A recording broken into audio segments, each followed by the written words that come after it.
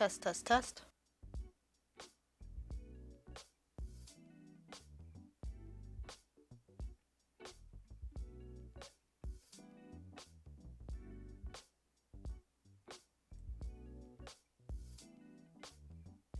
Testing microphone, checking audio.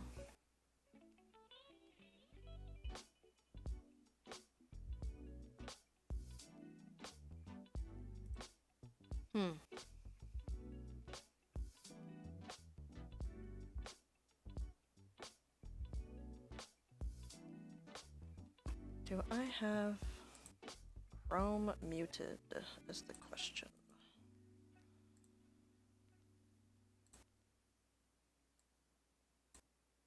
Aha, I do. Testing one more time. Aha, I do. Testing one more time. Alright, test complete. Alright, just gonna take a moment to quickly announce that the stream is starting right now. And then I will commence the drawing.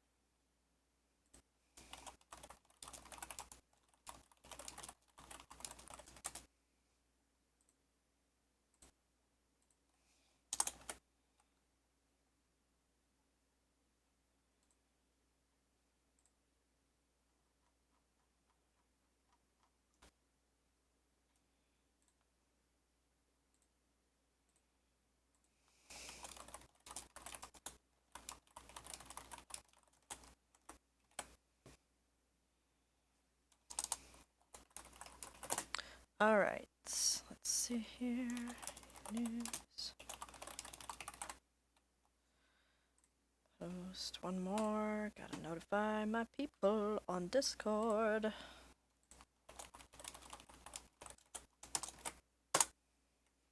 Okay, so I put a poll up earlier today to ask between the choices were hot guys, hot ladies, and cute creatures, and y'all voted for hot guys, so I am going to be picking some man characters and drawing them. Should be fun. I have a reference board with some Rune Factory, some Dedu, some Zhongli, which I've been drawing a lot lately. So I'm just gonna start sketching and see where we go. Ah, and of course my music has gotten all discombobulated. Let me see if I can get it to wake up. I have to say, I'm not 100% satisfied with this, what is this thing even called? Soundtrack by Twitch? Doesn't seem to work as well as I had hoped. But hopefully it will figure out what it's doing and reconnect in a moment here. In the meantime, I will just start drawing. Just trying to like keep it fast and loose, you know, like I kind of get up in my head a little bit and then it's hard to draw and definitely hard to draw well and not as enjoyable, so I definitely want to like just kind of be a little bit loosey-goosey. And I'm going to do the animation pencil thing and just start drawing with blue, and then I'll do like a darker color on top of it afterward.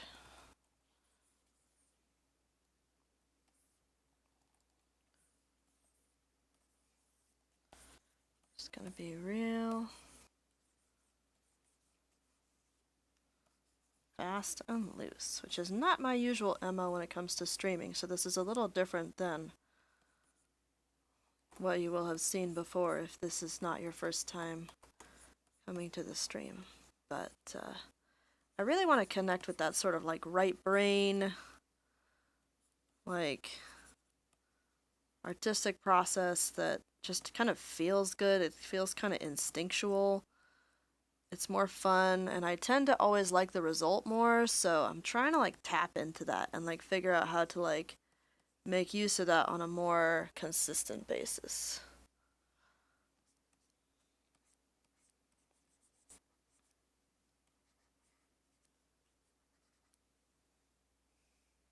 I don't know who I'm drawing yet. We'll see. I think kind of feeling like some Rune Factory Man vibes. Maybe we'll do another Murakumo. It's been a couple weeks since I've drawn him. The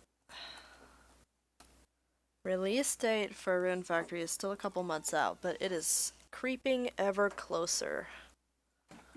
Sorry for the background noise. You probably just heard my cat pry the door open and then escape the office room. It's kind of impossible to avoid her making a racket in the background because if I close the office door, she will paddle on the door and make a racket, and I can't open it from where I'm sitting at my computer desk, so I would have to like take off the headphones and get up and go over there to like get her to stop paddling on the door by letting her in. So I just kind of leave it unlocked, and so she'll just open it and close it at her discretion, and it makes a little bit of noise, but it makes less noise than if I just let her be a butt. Tay says the power of hot guys drives your pen. Yes, indeed it does. Like, there's something to be said for having like the right motivation for for drawing. And drawing hot people is definitely good motivation, I would say.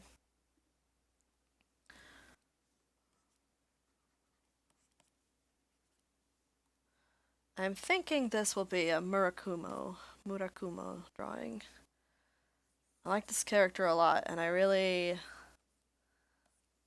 wish we had like more different kind of outfit information for him. We've got like a little bit, but as usual, it's a bit silly, and I'd like to see like I hope that they have like how Rune Factory 4 had like pajamas and the beach outfit. Stuff like that. I hope it's not like just the main outfit and that's it. I know it's like a lot of extra kind of like cost for them the more because it's like a lot of characters, right? And so if you decide to have cost for any of them, you end up with cost for all of them, and it quickly the scope gets crazy in a hurry. But I do, just for I guess selfish reasons, just wish that we had a few more like outfit ideas, even if it was just part of like some extra like promotional art and wasn't even in the game necessarily, just like some peripheral stuff. That would be so cool. Some kind of other publication.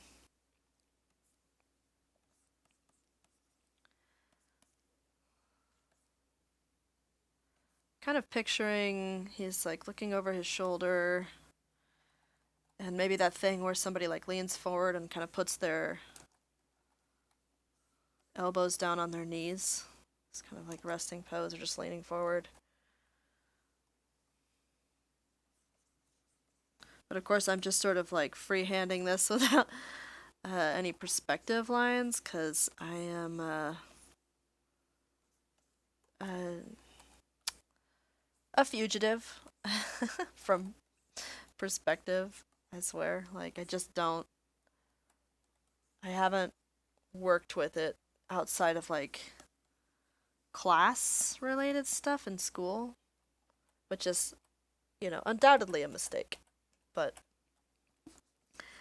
I feel pretty afeared of the idea of trying to figure it out on camera. So it's part of my to-do list this year is to quit being a total coward about backgrounds and perspective.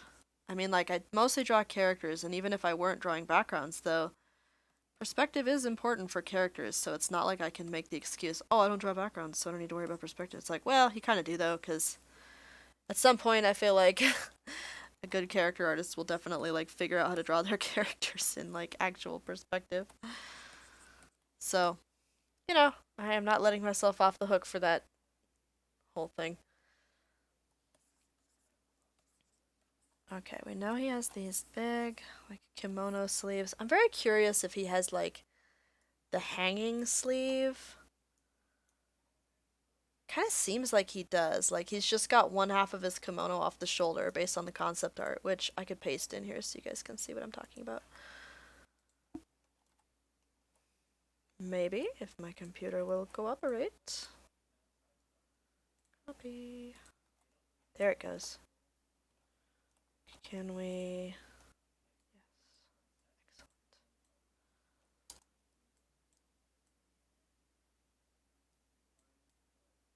Go like that. And then I think the shortcut is K. There we go.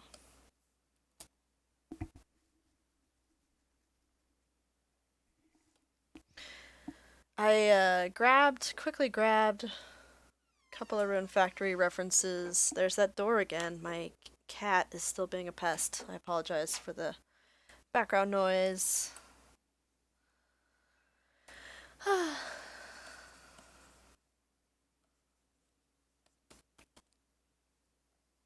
yeah, I just kind of quickly grabbed some reference.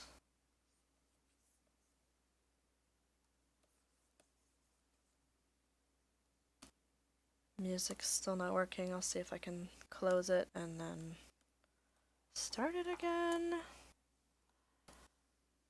The other weird thing about that soundtrack by Twitch app is like the only way I've been able to figure out to actually close the program for real is to like force quit it with like the Windows Task Manager, which is not great. I mean, it is in beta, so I guess I shouldn't expect too much, but I don't know. The kitten wants to see. Yeah, that's gotta be it. She's like, you can't hide those hot men from me. I'm pretty sure she just wants attention.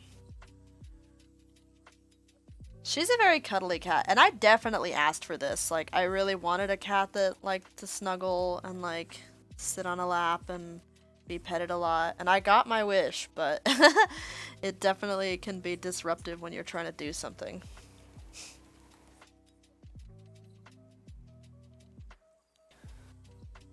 Okay, actually, I kind of just drew this sleeve as if it's just going off into infinity, and that's not right.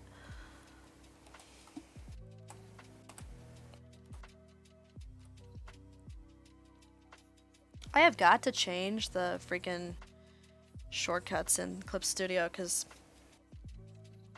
having P and B go through like a multiple tools is kind of driving me crazy, to be honest. I'm not really sure why they do it that way.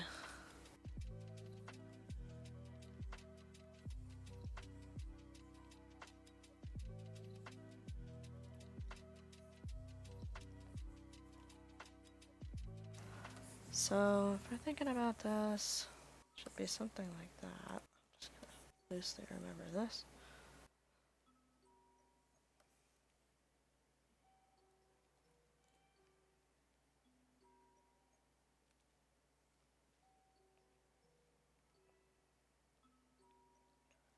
Actually, I'm thinking now, maybe it would be interesting to kind of like put one leg up like this and then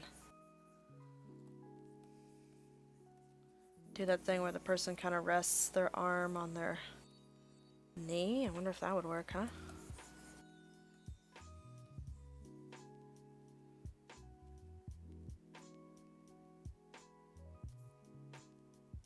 And then I really will have this go just down.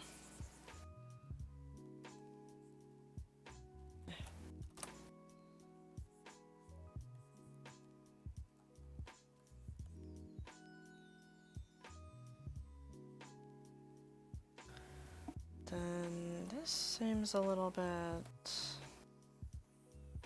Oop.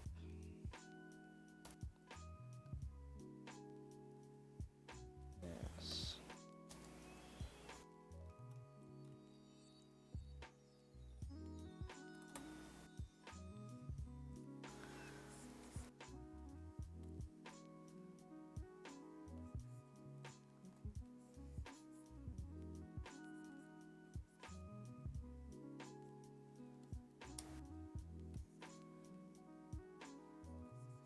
I love being interested in a character. Like, I kind of talked about this a little bit last week, but it's like, it's really challenging, but really fun to like figure out like what does this character look like in my style, like the way that I draw. Like there's a lot of interpretation that has to happen, but it's like it's really rewarding because once I kind of like have developed it to a certain point, it just becomes like relaxing and just fun to draw and not really like less struggle, you know, more like just enjoyment. I would say that you know, I draw auto phrase stuff. Oh my gosh, am I drawing on the wrong layer? Probably, because why wouldn't I be? Um, quite a lot throughout the past few years, so it's makes sense that I have a lot of confidence when it comes to those characters, and it just feels good to like just chill out and like draw characters you're really familiar with. So I'm hoping to get some of these new Rune Factory 5 characters to that point, and then maybe some other characters like Genshin Impact and stuff like that. I feel like I'm just about there with Dedue, except that I don't have all the, like, details of his costumes memorized. But I do really enjoy drawing him too. I need to, like, that's the other thing that's on my list, is I need to get more comfortable with, like, costumes and clothing, because it's a big part of character, and I like the costumes. I want to draw them. I just get really intimidated really easily, if you know what I mean. Like I just kind of like look at them and get overwhelmed. That's like a big problem for me. Like I have to be careful about what I take on and like how I approach it cuz I can just shut down if I'm like overwhelmed by the subject matter or like the drawing, like the level of detail, the level of like you know just stuff in the image. Like you have to be careful not to shut down, and that can be really tough. Okay, I'm gonna bump this opacity down and kind of put up a new layer. Let's see what we can do here. I've been trying to figure out what like the more realistic, I don't know what the word would be, analog, I guess, for some of these like anime-ish eye shapes, because some of them like are really like they make sense, and some of them like super don't to me. About like what kind of like real world eye shape is this trying to like be a shorthand for, you know?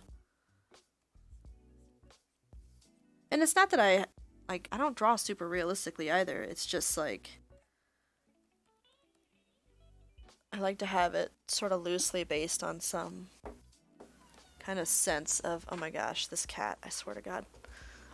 It just keeps going in and out of the door, in and out of the door, in and out of the door. And it doesn't help that like every single thing in my house like makes a racket. Like when it moves, it creaks and stuff. Tay says, it doesn't help that a lot of characters have super detailed clothes. I don't blame you for being intimidated. Yeah, for real. It's like of course the the franchise I like best is like all about causing suffering with their costume designs. So, yeah, so it's like and then of course I'm like getting really into Genshin Impact lately, and their clothing is like the same, if not worse. Just like so much just ridiculous detail, so much like hmm, why is this here? What function does it serve in the game? Is like, I don't know. But it looks cool. Like that's their motto is like, I don't know, but it looks cool. And you're like, okay, all right, I guess I'll draw that.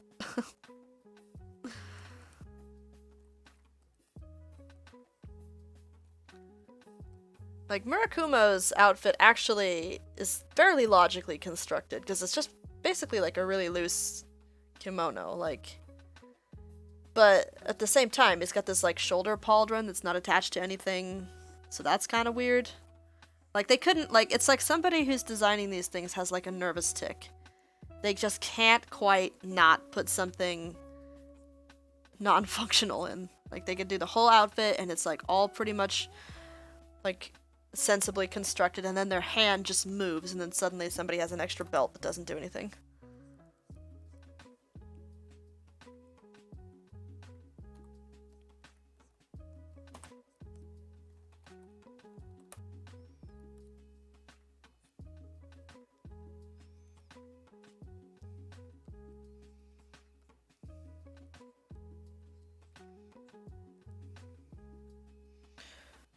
what the nose looks like, whether you're looking down or up at it, is like a really big, like, perspective indicator. I tend to just kind of use those, like, sort of easy markers without actually drawing out, like, a perspective grid for my character. And it tends to work, like, you kind of just get something of an instinct for things. And I've done, like, in the past, I've done a lot of figure drawing, so, like, I have a little bit of a mental library for figures. But it's definitely not good enough to just be going rogue like this as often as I do. I really want to, like, improve my mental library so that I can do better construction drawing, and the only real way to do that I know of is to, like, study and practice. And it's been hard to find time to study and practice, like, in between the other everything else, right? Like, I want to create content that's, like, fan art because it's fun and it's interesting to folks and we can enjoy it together, and it's, like, really good to be part of the community and stuff like that. Like, I really enjoy all those aspects, but it's really hard to, like, to also just find time to do the studies and the fan art in a given month. Just don't have a whole lot of time in my schedule where I'm free to do things like draw, so there's never enough time to do all the drawings that I want to do for sure.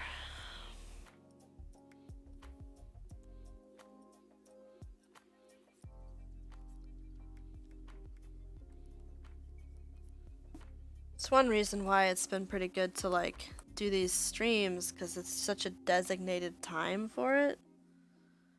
And I wouldn't be making any progress with Clip Studio without these, because I just don't. I tend to draw and Procreate on my iPad when I'm not, like, doing a stream or,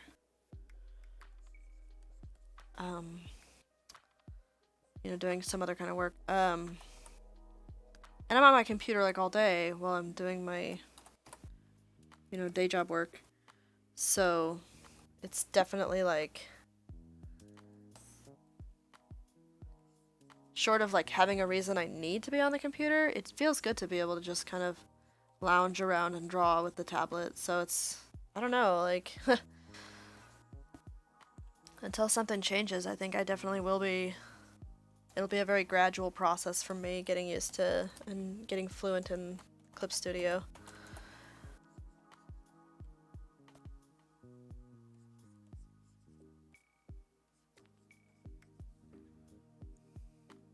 But I try not to worry about that stuff too much, just because it's like, I don't know, there's enough to worry about right now. Like, I don't need to be making more reasons to be worried and, putting pressure on myself.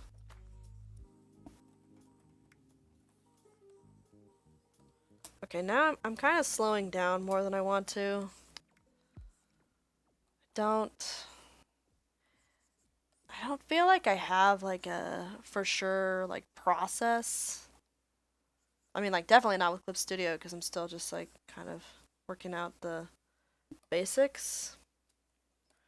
But, like, I don't feel like I have, like, a very specific process for all the time in digital art, full stop. Like, it's kind of a little different every time I sit down to paint. And I don't know why that is. Like, maybe it's just part of the process of eventually developing style and, like, approach that really works for you, but I am as changeable as my moods when it comes to art. And it's just, like, I don't know, there's this sort of, like, rebelliousness feeling as soon as I sit down to do stuff, and I'm like, part of me is just like, well, I don't want to do it that way. I'm just gonna do something radically different. And I think that because it's the way I use my free time, maybe art has become, like, the way I express autonomy, so it does not feel good to be constrained to, like, one way of doing things, I guess. Maybe that's why.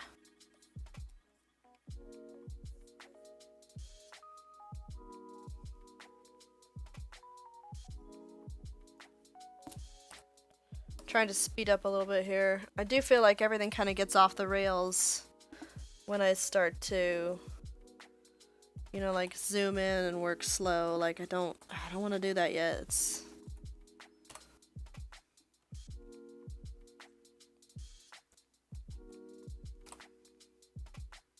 really driving myself crazy with this keyboard shortcuts too. Like I really do need to just sit down. I need to just schedule time really to kind of figure out how I want my Clip Studio workspace or, you know, like button set to work and then set it up. So it's not fun just clunking around constantly, knowing that there's probably a way better way to arrange things for how I want to work.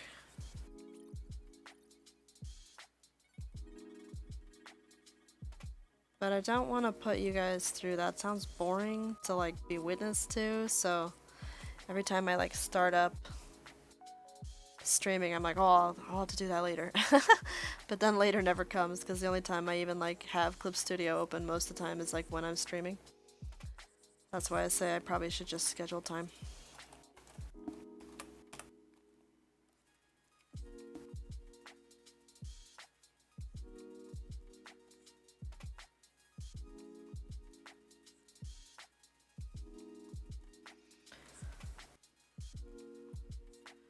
Yeah, maybe that's the problem, is I'm not giving him like a deep enough chest here. This pose. Sorry for the system sounds, it's just Adobe whining for an update. I use Adobe because I have to for work. Like that's why I have it. But I don't want to use it anymore. I don't like Adobe software. I'm used to it because like that's kind of like the stuff I learned in school and stuff like that and just been using it for a long time. But I don't like the way it works. I want to get more fluent in Clip Studio and like keep using dedicated drawing and painting softwares instead of this sort of like janky approach that a lot of us have been doing so long of just using Photoshop because it was like the only thing really that had a lot of features for a while, and then like we don't need to do this to ourselves anymore. So it would be cool not to, but for right now I still need to do it because of certain sort of like proprietary processes that I'm gonna use Photoshop files as templates and stuff for work. I can't get away from it yet, but someday I will break up with Photoshop permanently.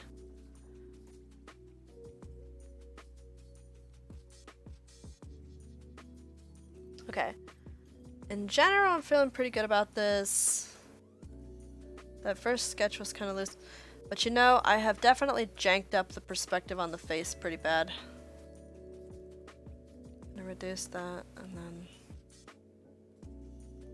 probably just gonna erase it. Like in Procreate, I would probably like consider just kind of squooshing it around with Liquify, but there isn't, outside of the vector squooshing tools, which I haven't used, but I've seen videos on how to use them, so I know what they are, and I know like how it looks when somebody uses them and what they're used for.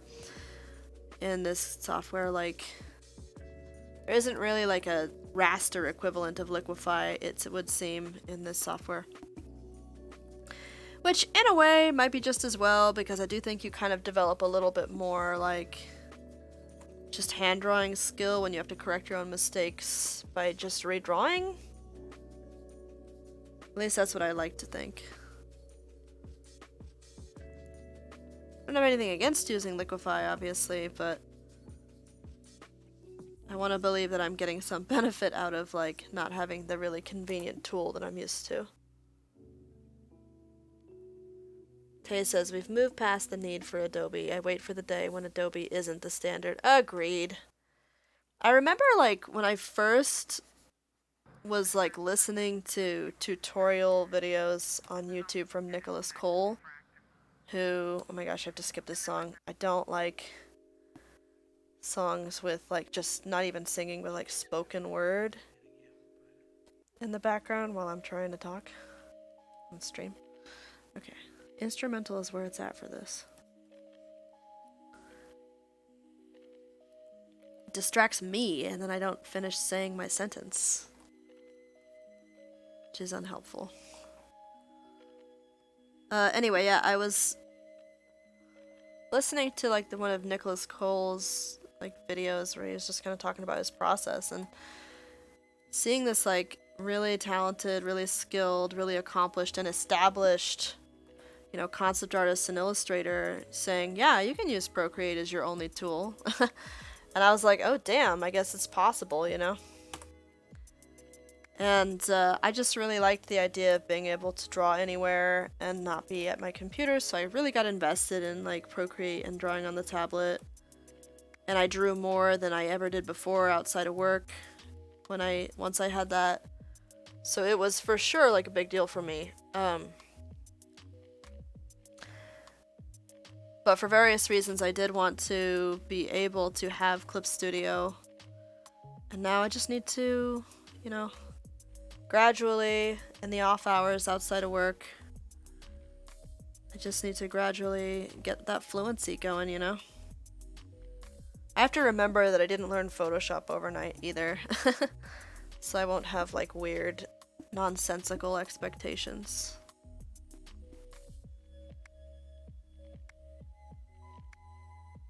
Okay.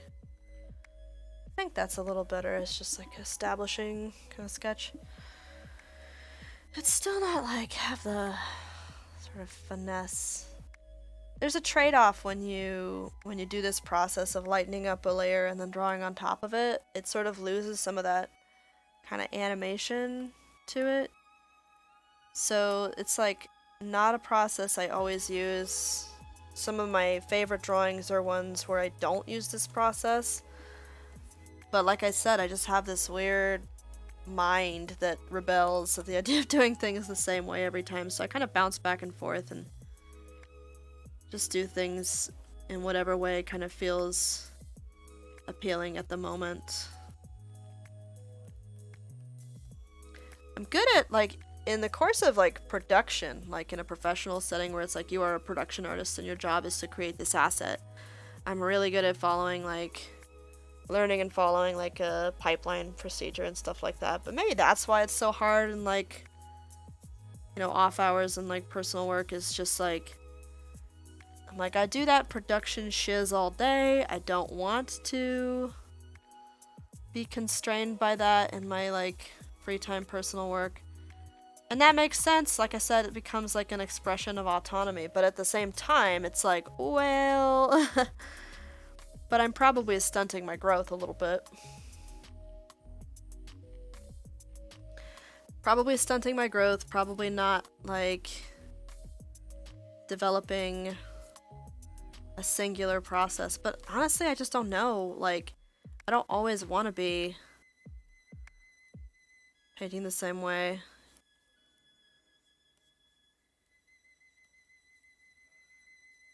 And since it is like this is extracurricular, right? It's like hobby town. I try not to put too many rules on it, you know? You gotta have some kind of like more loosey-goosey areas of your life, I think. Like if you work full-time and you're working inside of a structure, like that's great. So you have that part taken care of by work. But then you also need the time period where you have the freedom. And that's kind of what this stuff is for me.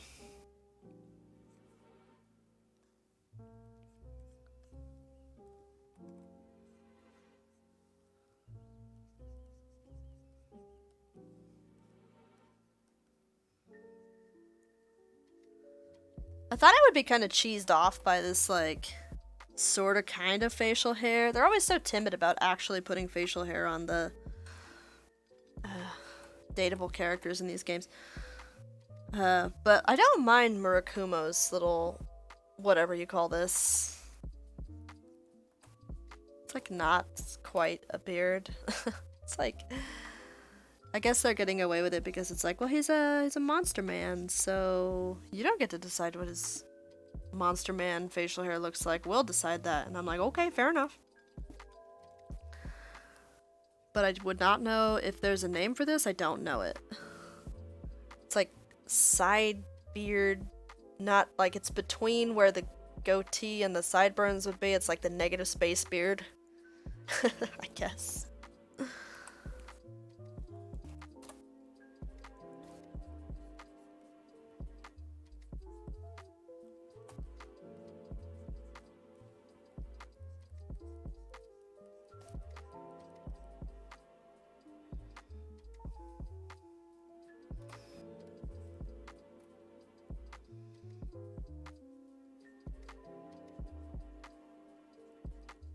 I also just like, I really admire people with like a nice loose style that looks like so comfortable to them. Like,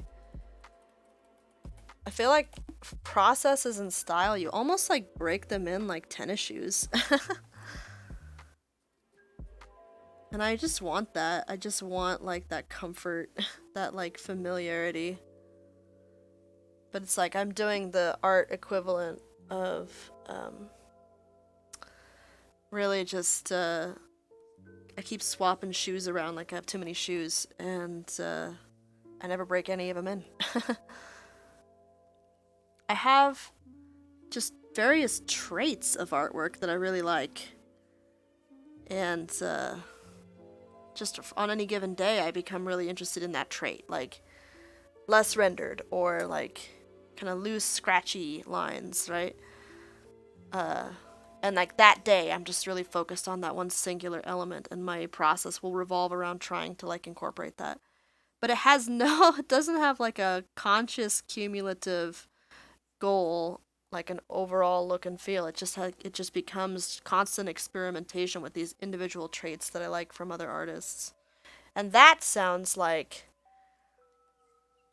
style development, because you got to like kind of pick and choose the tidbits from your influences that you know want to incorporate. Maybe I don't know if I'll ever settle down process wise. Like I hope so, maybe. But then again, part of me is like I hope not. I want to have like different processes and explore different things. Just have to wait and see how it unfolds over time, I guess.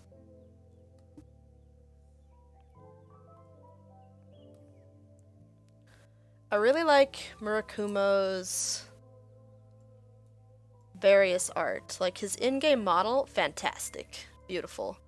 His concept art, really awesome, really good.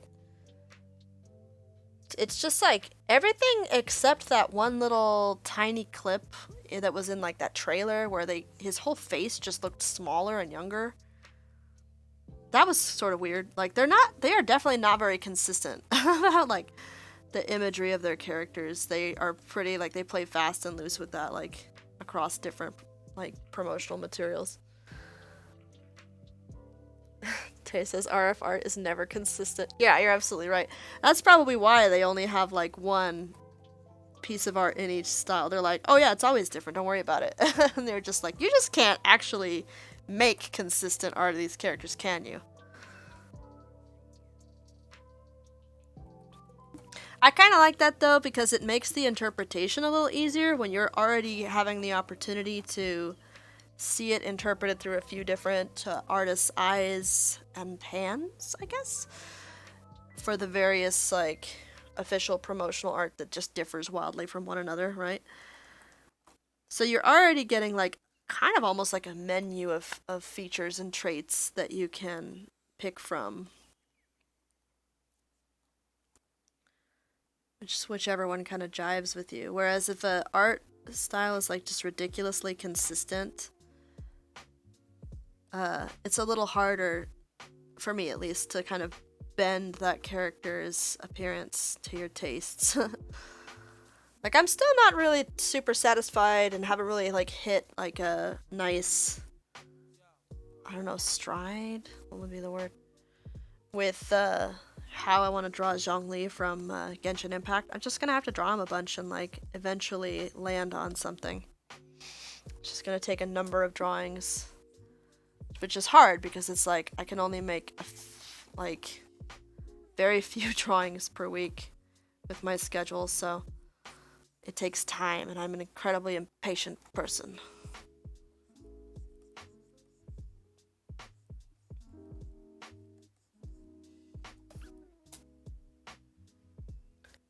Hey, it's Jordan. I haven't seen you in forever. Yeah, welcome. Oh, thank you. Thank you for the compliment. Yeah, I started a Patreon last May, and that has been keeping me very consistently kind of on the ball with drawing every month, which, didn't always happen before, and I do feel like I've seen a lot of improvement in my work since then, and my style is kind of starting to, at least my style of drawing, like the look of characters, is starting to stabilize a little bit.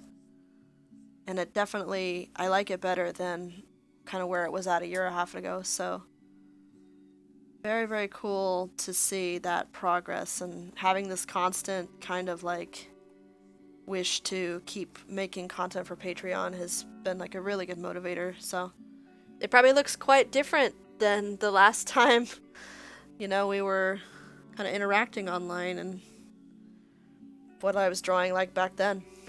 Thank you. Thank you for your congratulations.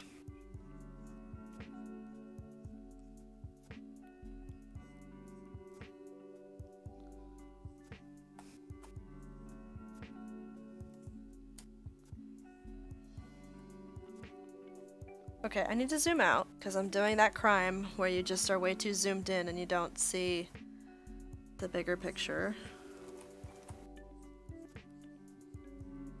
Art crimes.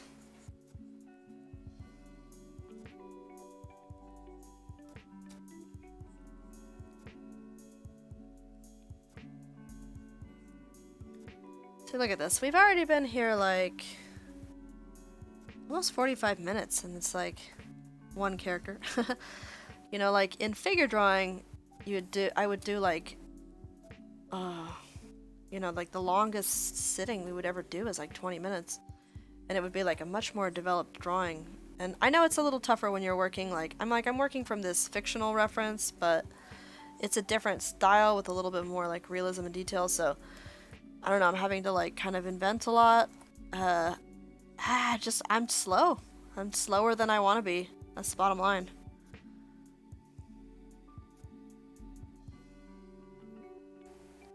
Oh, hey, you don't have to apologize for falling off the face of the earth. We all do it. I fell off the face of the internet for like 2 years and just never posted anything about it. And then I came back and was like, hey, sorry, I'm not dead. I had a kid.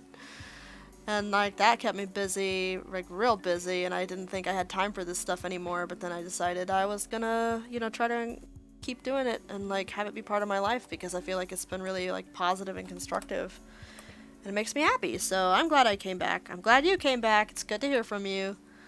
It's totally okay to take breaks for any reason you need to. Oh, you're starting art college. Congratulations. Yeah, that's big. See a lot of like rapid growth doing like curriculum like that. For sure.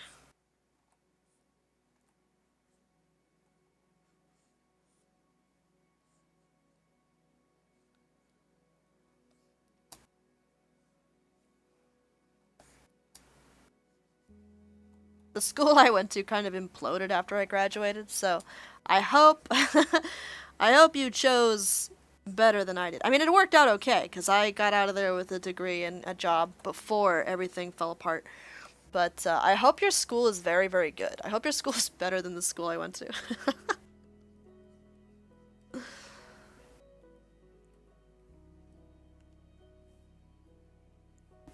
It totally was an art institute. How'd you know? Because they're famous for imploding.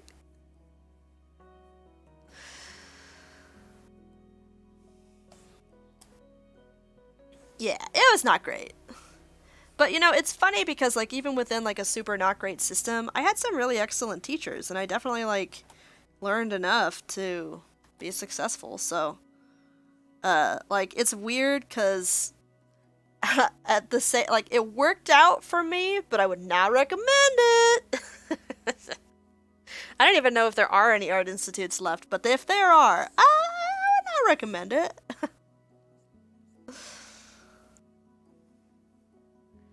You're doing Rocky Mountain College of Art and Design because they have a huge online program. Oh, yeah, perfect. Especially now that, like, everything's online anyway. Going with somebody who already knows what they're doing as far as, like, online school seems like a good bet.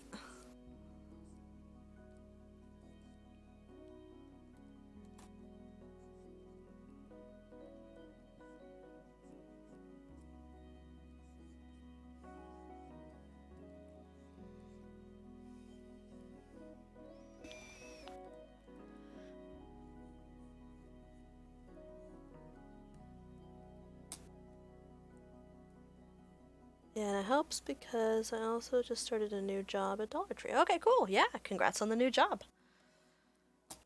It's nice to have, if you possible, like a kind of low mental load kind of job when you're in school.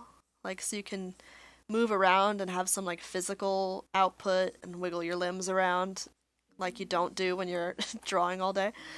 But not have a heavy mental load because you're gonna, like, your brain, at least my brain was always tired after, like, classes and homework and coursework and stuff like that. It's just so intensive. You don't want to, like, double dip on that, I don't think.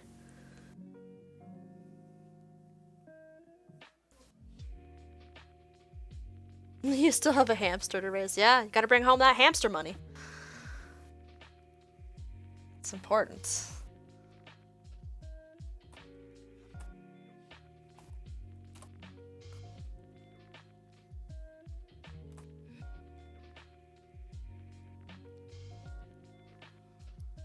It's so funny, like, how much I really admire loose styles, and yet how difficult it is for me to relax into, like, just being loose when I draw. I have to, like, be kind of constantly reminding myself, hey, remember how you said you were just gonna go fast and loose? Like, hey, remember that? Like, every few seconds, really. Otherwise, I will start to just get, like, way too uptight.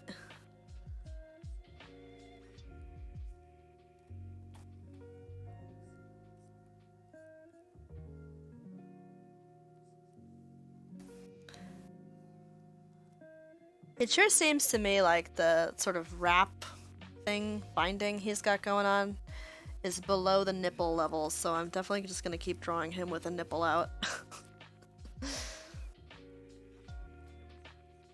Kind of oblique angle though, so I'll do it like that.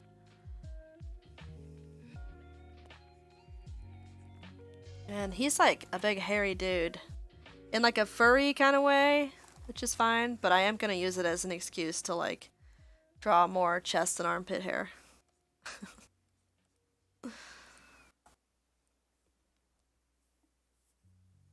Nipple out, it's hot guy day. You're darn right it is.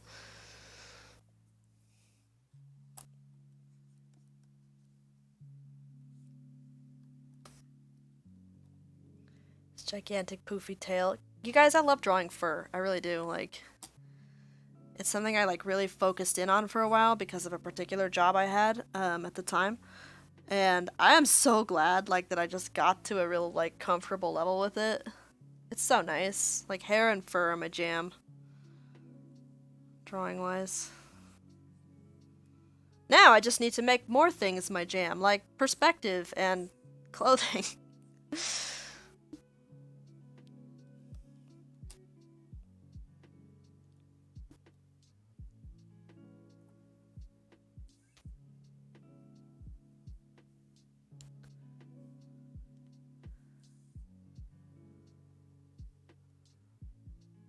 Okay. One day I'm gonna like actually research what the raps are all about, like very specifically, because like they do seem like they're maybe like for kind of holding all your like bones and musculature together to like prevent injury and like help you lift things or whatever else, you know, like for physical stuff. But like I want to know the like specific details about like how does that help? Someday maybe I will randomly be Googling things and just falling down a Wikipedia hole, and I'll just be like, you know what? Today is the day. I'm gonna learn about this. I'm gonna finally find out what all these raps are about.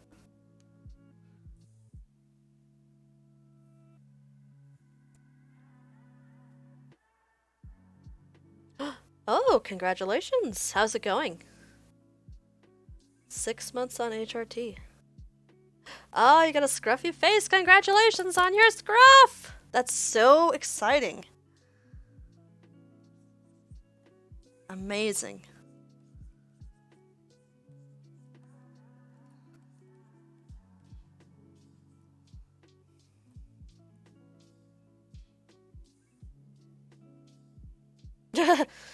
Your sister teases you for your shitty teen boy mustache stubble. Hey, you know what?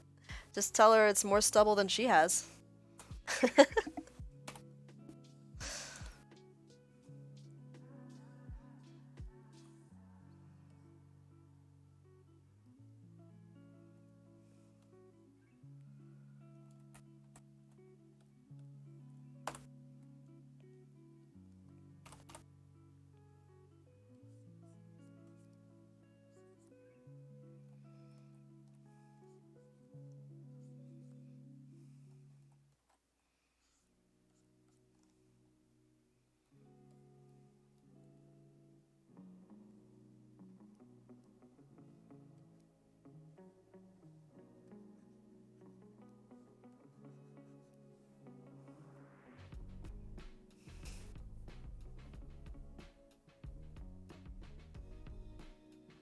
Oh no, yeah, that would be hard. I don't know. I think I would struggle with doing self injections too.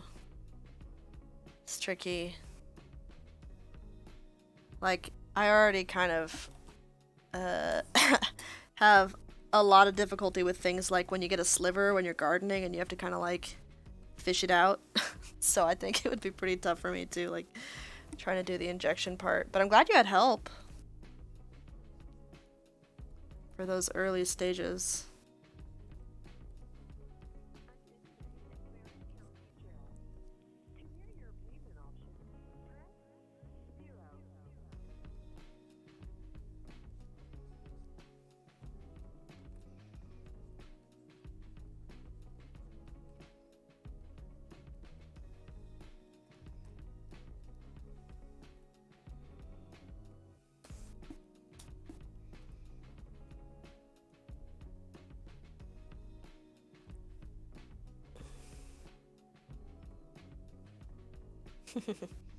Just hold an ice cube and numb it so you feel. Ah, that's a pretty good trick. I'll remember that if I ever have to like inject myself with something. I might, based on family history, someday I might be needing to do insulin. So I will remember this.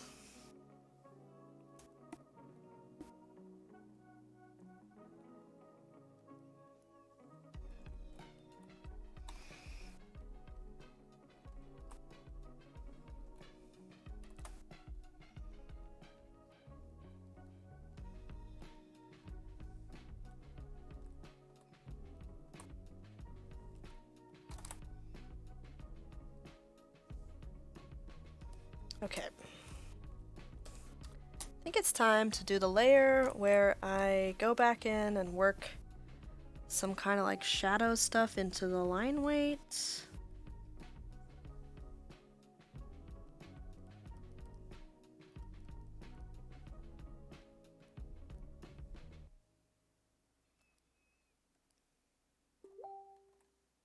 Oh gosh, hang on.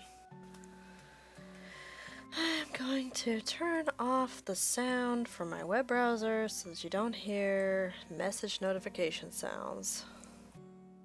When the sun doesn't shine through your window, when you walk in the direction of wind blowing. Thank you. Yeah, I'm so psyched for Rune Factory 5 too. There's some aspects of the game that are looking pretty like weird to me, but like as soon as I saw all the character designs, I was just like, "Oh man, sign me up. These are so good." Like across the board. Usually there's only like a couple that I'm like really digging, but I swear, they're like most of them are so good. I'm going to have to branch my file so many times.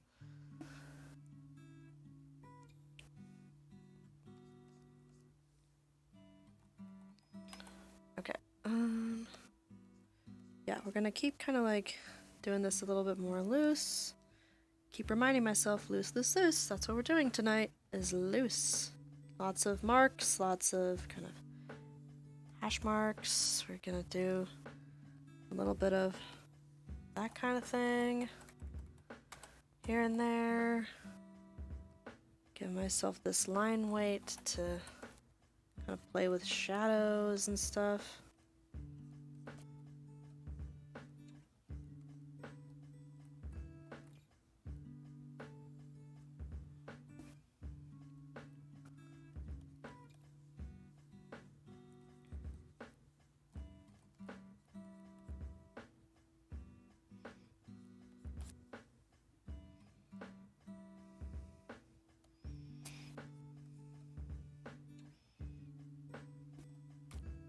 I find myself really appreciating like the like sort of blend of kind of like what words do I want to use here? Like the blend of butch and delicate traits kind of like juxtaposed in some of the character designs. Like they have these little like delicate touches, like Murakumo has like a very pointed kind of eyelash at the corner of his eyes, you know? And he has these like facial markings that like the eyeliner part and stuff like that. And his nose looks kind of fine boned, you know? But at the same time, he has like a big, you know, kind of broad jawline, which I like. And his like general proportions, like big wide shoulders and stuff like that. He's really tall, he's got big hands, like it's a really neat combination and I'm really digging on it.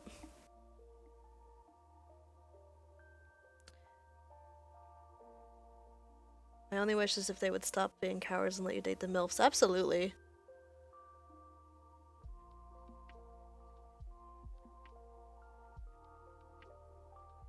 Yeah, they are getting more varied with the male characters, and I just wish we could see a little bit more of that with the ladies. Like, they are still quite stingy with body types and just general character types.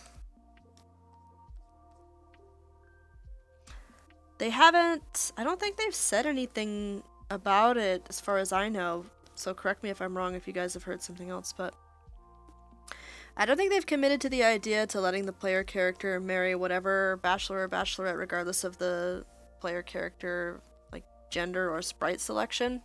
But I wish they would. That would be swell. Even though there's a lot of Rune Factory 4 girls that I really like, I've never actually played through a file as Lest. Every time I try, I'm just like, nah, this feels wrong. So, I've never married Forte. I mean, like, I wanted to do it so that I could just switch the sprite, but I just couldn't play it long enough to get to that feature. No news about it yet, but I'm really hoping they go through with it. I sure hope they do, because if it's marvelous, like they did it for Friends of Mineral Town remake, huh? Right? I don't have that game, but I heard tell.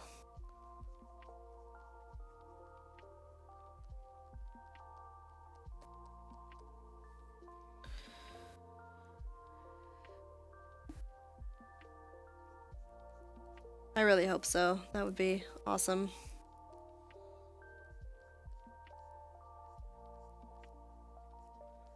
Like, game companies just need to get on the ball with that, you know? Like, you're living in a world of imagination where you, like, get a giant fish to water your crops. Like, fucking use your imagination about, like, character, gender, and sexuality stuff, too, please.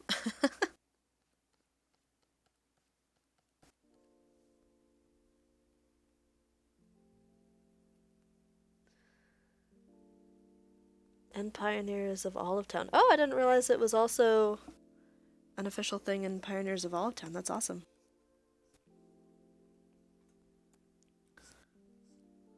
Stardew Valley ran so that Harvest Moon could crawl.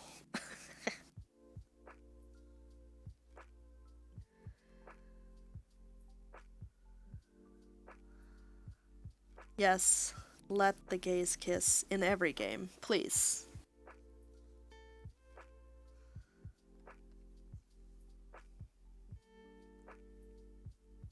Harvest Moon shambles.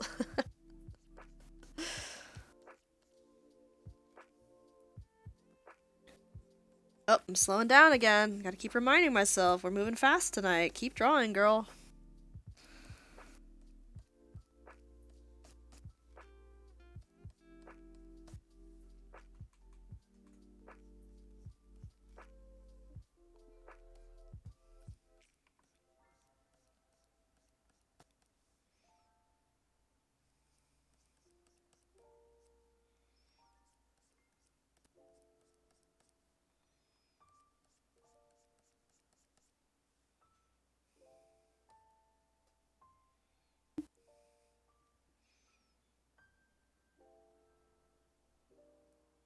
Loving your lines. Thank you. Looks like it could be legit illustration for like a Rune Factory series. Oh, thank you. That's awesome. Nice compliment. Really appreciate that. It's I'm trying to channel my like admiration and appreciation for those kind of like looser styles that just appreciate the mark. You know, the like the marks on your page instead of trying to make it this really like uh uber like refined single line art. Like there's definitely like so much beauty to that too. And I go through moods where like that's what I admire and I'm like kind of aiming at that. But like oh, do I struggle with like actually doing that kind of thing. Like it's like part of me just gets closer and closer to a complete like uh tantrum, I guess is the word I'm going to use. The more I have to like control my uh precise like clean lines, the harder it is. There's a part of me that just throws a fit. So I'm trying to like get comfortable with this kind of thing too, so that when I'm more in a mood of just like, no, we're not gonna go down that path of being really fussy. This is not a fussy day. That I have this kind of like I can pull it out of my back pocket and just be like, this is what we're doing today.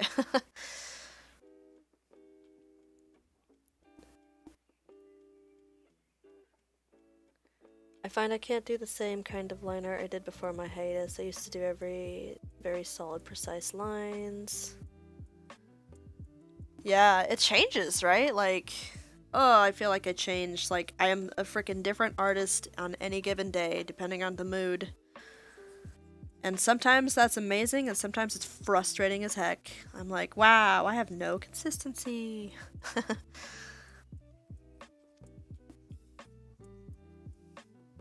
You guys, anybody ever read, like, Jim Butcher's Codex Alera series, the book series? Probably not, but, it had a really interesting, like, world building aspect in it where there was this race of people called the Marat in the book, and they had, like, this weird thing where they would like form this special kind of like connection to another species, like an individual from another species, and their eye color would change, and it was like a coming of age thing. And they would basically have like a almost like a familiar of that species, and they would take on characteristics of that species and like kind of have a mindset and a way of moving around in the world that resembled that species. So they were very kind of like bestial kind of characters. But I always found that like super interesting, that changeability, like the idea of like changeability when the person is young and then they kind of like settle into this more permanent identity as they age. Like I guess they kind of did that in the Golden Compass series too, because of the demons like shape change when they're young and then they kind of settle into a specific animal form. It's just like that kind of idea, but I'm thinking about that in terms of like art style right now. Yeah, it's a pretty good series. It's like kind of an odd one to describe because it's like if I had to like really sum it up, it's like it says like a 6 book epic about uh this do like in a world where the people have these like elemental spirits that kind of connect to them and give them superpowers essentially. There's this kid who doesn't have one, you know. Sound familiar? It's kind of a a tropey start to things. But pretty sure it predates My Hero Academia, so there you go. uh, but the idea, the sort of like cultural inspiration for a lot of it is actually ancient Rome. Like they have this sort of like Roman-based society, but it's like Rome, but with elemental magic, which is pretty interesting and I found quite entertaining to read. So I would definitely recommend it. I don't think it's as well developed as the Dresden Files, which is probably Jim Butcher's most famous book series that's still in progress. Uh, but it was earlier in his career, so I guess that makes sense. But yeah, I think it's fun, and it's kind of like a little bit more like young adult-y than his other books, but ain't nothing wrong with that. Some young adult literature is like, really good times and just really, really just chill. Like they don't feel the need to traumatize you. The older I get, the less I want any kind of content that's just like traumatic.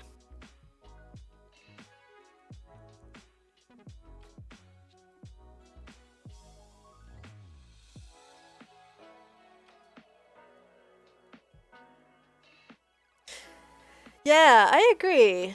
Saying adult literature can just be really unsatisfying at times. Yeah, like there's different ways to challenge a reader, and a lot of adult fantasy and literature authors like they're like looking to challenge their reader in a way that I'm not necessarily looking to be challenged in my like free recreational time. Like I like to be challenged by concepts. I don't like to be challenged by disturbance. Like I swear, I always think, like, if I could Eternal Sunshine the friggin' Game of Thrones series out of my brain forever, I'd be very happy if I could do that. Because they just, like, were so obsessed with, like, adding traumatic imagery in the show. And I'm just like, wow, I wish I didn't have these images in my brain forever. Thanks, show.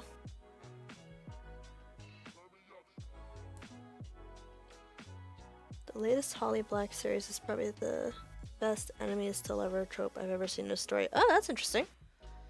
Can't say that I've ever read an enemies to lovers story that I was like really into.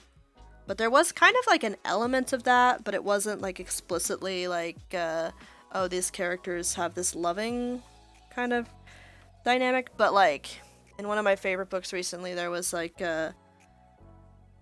this author, like, Brandon Sanderson is so good about doing that no villains, just viewpoints thing, and he really slapped me upside the head with a very nice surprise with one of his like antagonist characters and the relationship that they had with one of the protagonist characters. Like it was not a romantic relationship, but it was like a super like fascinating and like kind of heart-wrenching relationship in a lot of ways.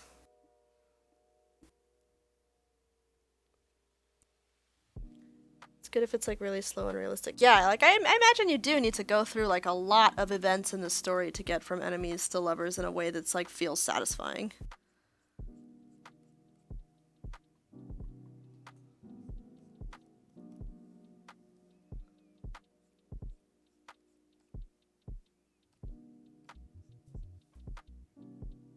Okay.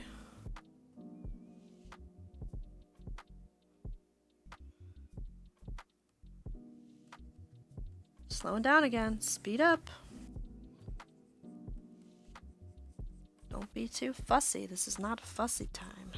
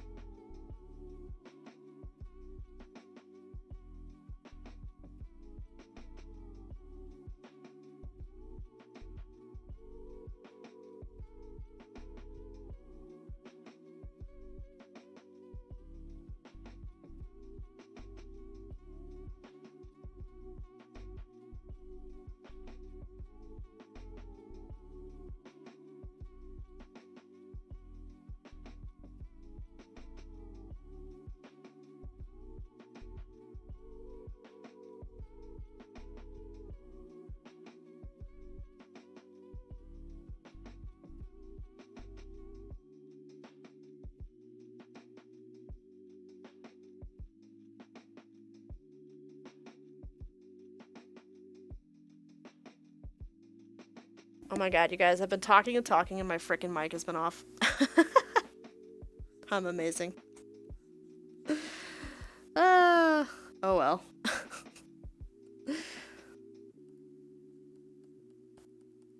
I like muted it temporarily to say goodnight to my husband who came in to say he was going upstairs to bed. And then I just didn't remember to unmute it. So, yeah, I guess I was just having a little solo combo. Uh, okay. I feel like I'm now just kind of like picking at it too much, so I think I'm gonna throw some color underneath here and see where that takes us. And I'm trying. Okay, I'm gonna be brave. I'm gonna be loose with the color too. Wish me luck. I feel like, I mean, it's in the name, so there's that. But I feel like Murakumo's like the purpleness of his character design is strong. So I'm gonna like kind of start with that and just kind of just be really loose about some, just throwing some marks down and then like building it up from there and not worrying about like being crisp or like staying inside the lines with it at all. I just kind of want to like play, you know? I just want art to be like a fun process, and when I get too fussy about it, it's not fun anymore. Like sometimes I like the result from the fussy stuff, but it's like the result is hard to appreciate if you suffer for it. Do you know what I mean? Like if the process of drawing is not enjoyable, it's hard to enjoy the product. So I would argue that the process and the product are super important and connected.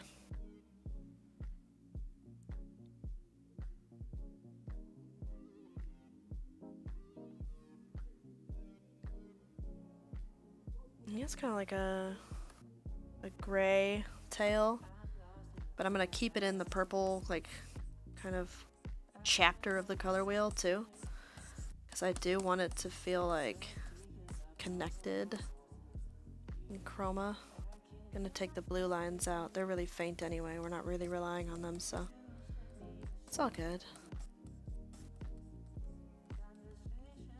I also just want to take advantage of the blending that happens with these Clip Studio brushes, so I'm going to stay loose and stay on one layer and see how that goes.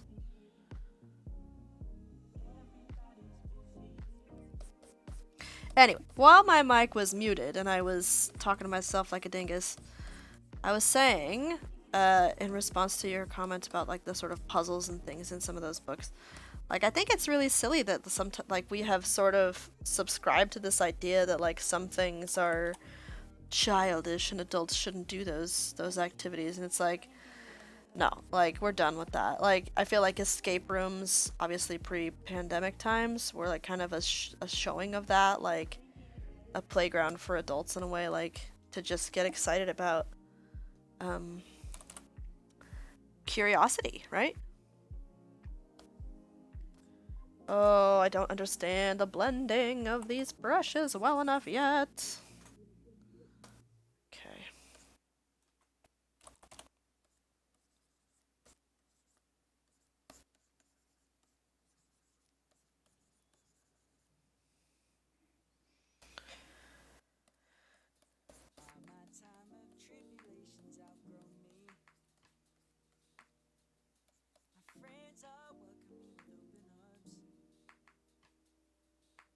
Okay, and he has that creamy color. So he's definitely got a yellow-violet aspect to his color palettes. I don't know how to operate these brushes yet. Okay. Definitely has some of that going on here.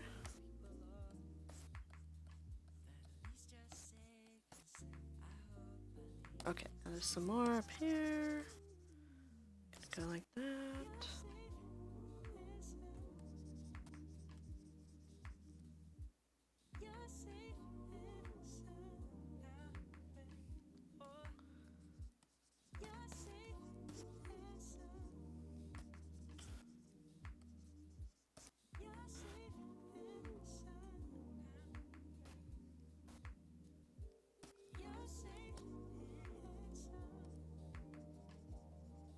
I swear, I really need to also put time on the calendar to go pick out some royalty-free music.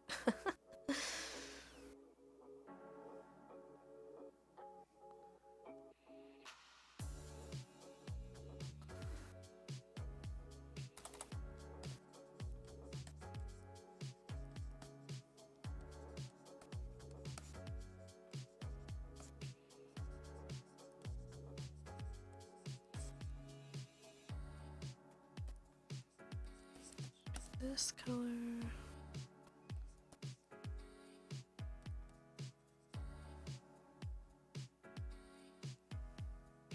Dense.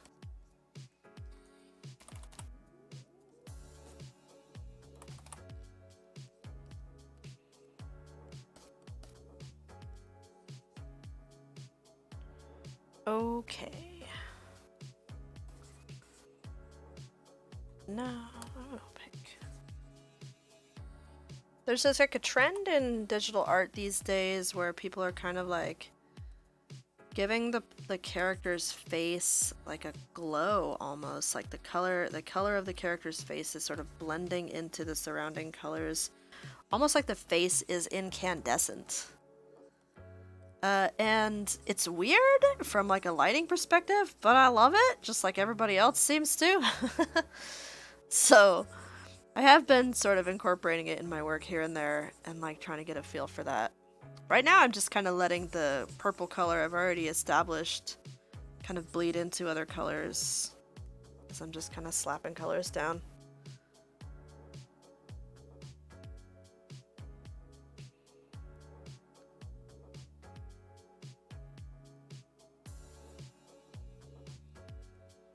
Thank you. I'm glad you're liking it so far. It's so hard to like, I mean, you're talking about it froze for you and you were like worried about like oversharing or like was this a reaction of people like, oh, it's so hard. Like when I'm streaming and I look over and like the number of people viewing goes up and down from moment to moment and like part of my brain wants to like attribute it and be like, oh no, did I say something? And but like it's also just like you can't account for every little thing, like people's technical stuff, or they're just coming and going, or like it was almost bedtime and now they want to get some sleep, and that's like got nothing to do with like, you know, what I'm doing in the stream. I kind of just have to remind myself of that and just be like, it's okay. Like, anxiety, calm down. Like, get out of here with that. Okay. He's got these really like yellow-green eyes, which is also kind of cool. Trying to get that in here a little bit. I am gonna give him the whites of his eyes to be a little bit blue to give contrast. That's a little too much. Go like this. Trying to work a little bit zoomed out so that I am not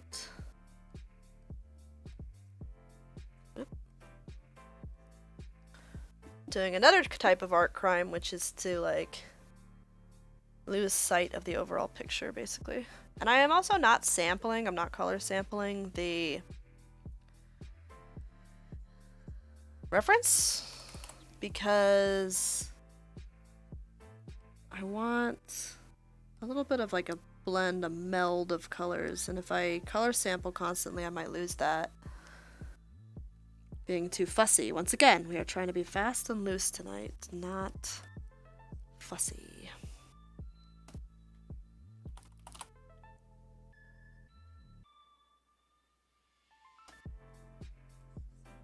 Okay. I'm gonna actually switch to airbrush real quick. Blow this up. Do that incandescent like color bleed of the face color into the hairline a little bit, which works because, you know, like at the hairline you're seeing less hairs overlap, so that's why you're seeing more skin tone, like in a sort of real world materials kind of lens on things. But I don't know if that's the reason explicitly why a lot of people are doing it that way, but that's kind of the way that it sort of starts to make sense for me, so that's kind of how I think about it.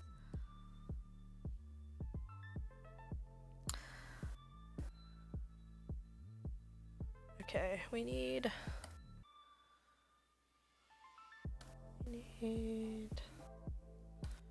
undercolor over here. Sort of somewhat muted.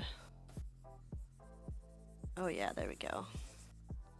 Look at that, blending into the purple. Love that.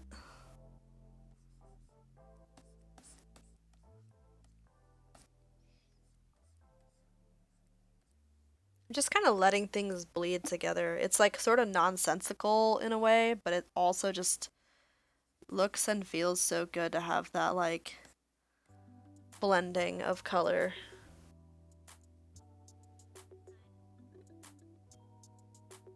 Tay says, whoa, I came back and there's a lot of pretty color. Thank you. Yeah, I'm really hoping to just be kind of instinctual with the color. I think I have good instincts, you know?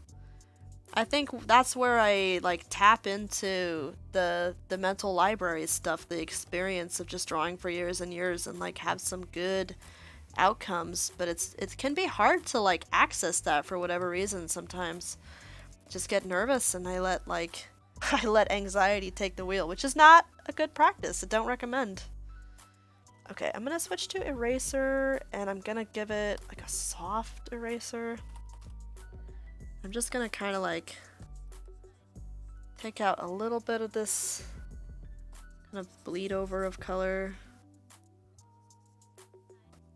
I want a little bit of that brush strokey look. I don't want it to be like super precise, but I think I've gone a little overboard, so just gonna take a little bit out. You can try to get that silhouette back. What I don't want to do is lose the silhouette for the sake of that loose look. Maybe I can get a little bit of a better compromise just by going into... I just don't think this particular brush is working for that. The blending on these watercolor brushes is so tricky to wrap my head around. Here's one that's working the way I want. Like, there's understanding something on like a technical level, and then there's just like getting used to it to the point where it's instinctive, right? And obviously the end goal is that one, but in the beginning, like it's gonna be a while before you can achieve that if that's the only route you're going. So trying to understand it on the technical level is like a good strategy for the short term. Okay, let's get some of this color.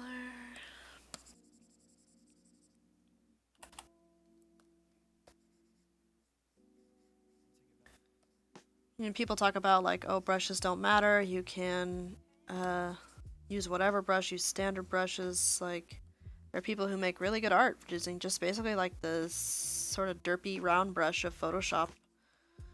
But I can't with that. I hate the way it feels to use brushes, all kinds of brushes in Photoshop. Just like the fundamental program behavior just doesn't feel right to me. So I was so stoked when I sort of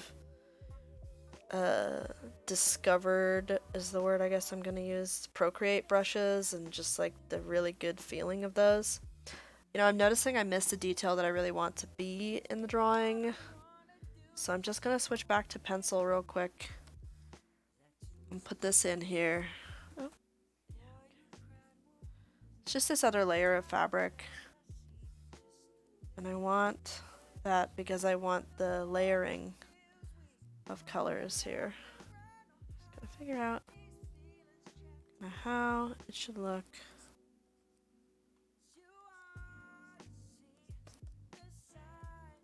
Yeah, something like that.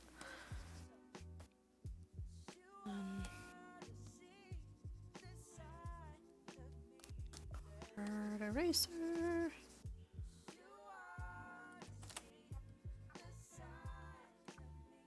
Okay. forgot what I was talking about. Something about Procreate brushes, I think.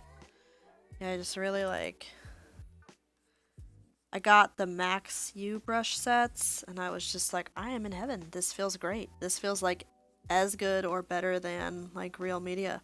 And I haven't quite figured out what people are talking about when they say that this software, Clip Studio, feels like as good or better than real media, because I feel like it's still feels very digital to me.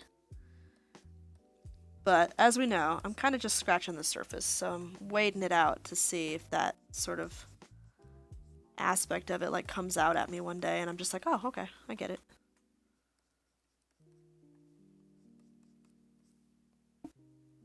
Okay, I just wanted to put that in there, and now I'm gonna go back to color.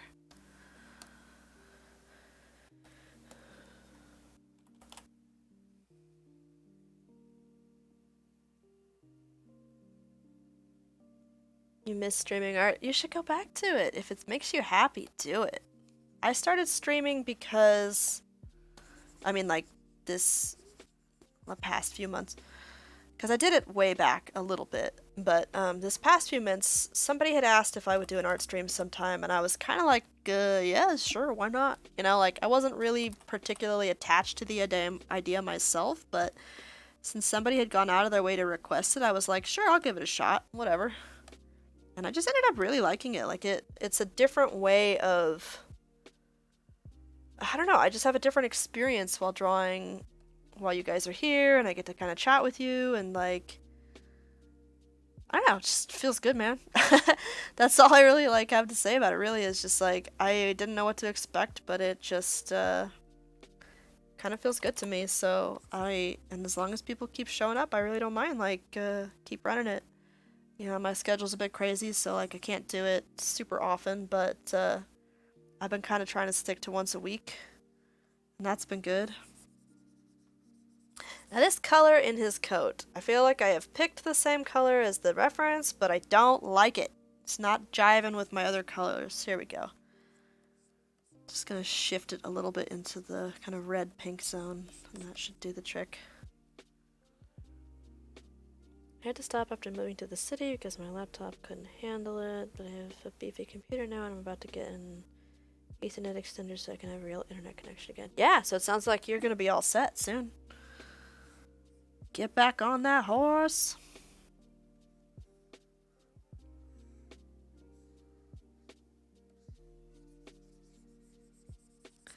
I like that, you know, thanks to y'all and the chill vibes that you bring to this too. This is all like all the streams I've done so far have just had a really relaxed atmosphere, and I just love that.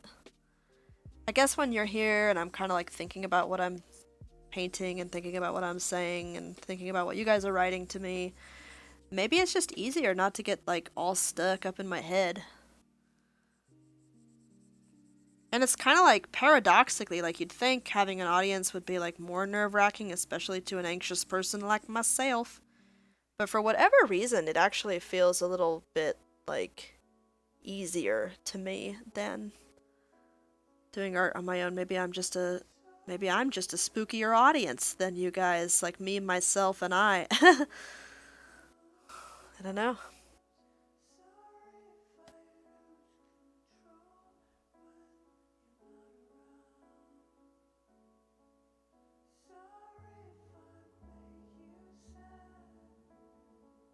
Probably easier that it's later at night.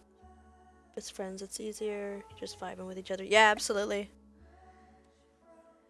Makes total sense. I'm just gonna kind of mush in his, like, stripes in color. I didn't really draw the placement of the stripes with line. I didn't want to. Get out of here with that. My computer's trying to be helpful, but it's just getting in the way. Okay.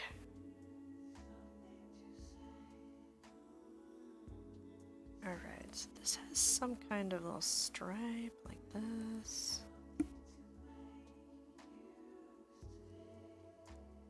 Okay, I also need white. So undoubtedly these white stripes. Then our...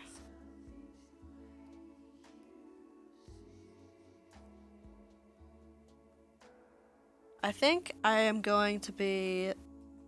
I mean, I don't know. They haven't really said much about Murakumo's personality, but I just have a gut feeling that I'm gonna love this character. I hope I'm right.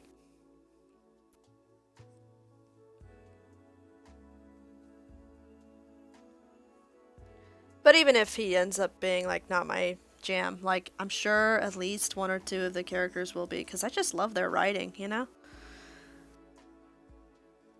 I mean, it's not perfect all the way up and down, but a lot of it is good enough to just be really interesting.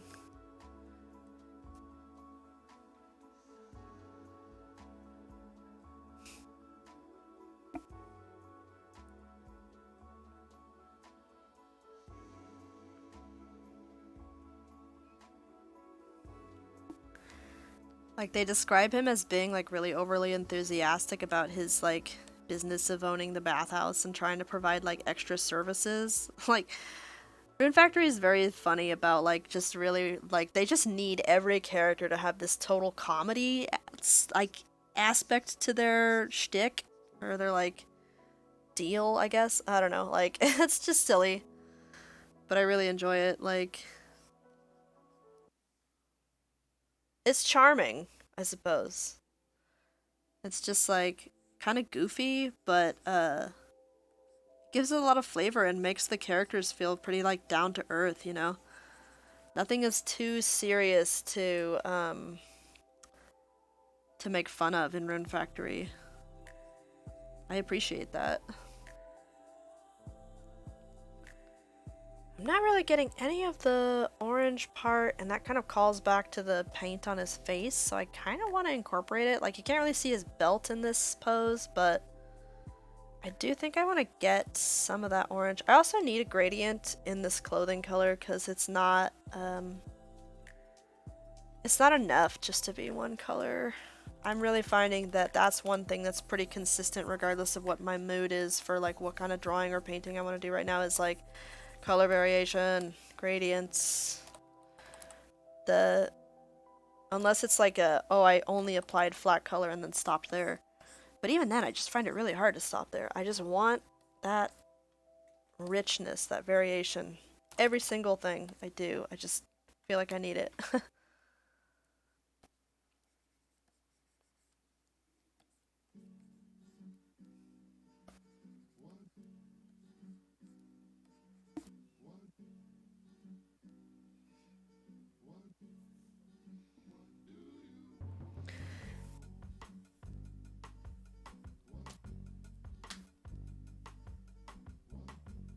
Guess I'm destined not to make a character model right now because this is the second time the page has reloaded when I've looked for a reference in another tab and my progress was gone. Oh, I'm sorry, man. Data loss is always a bummer no matter what you're working on. Taya says every character is over the top and I love it. Oh yeah, agreed. You'd want some extra services from Murakumo. Me too. Oh yeah, the over the topness is so like it's so charming. It's so silly, but it's like the right kind of silly, I guess. Okay, I need.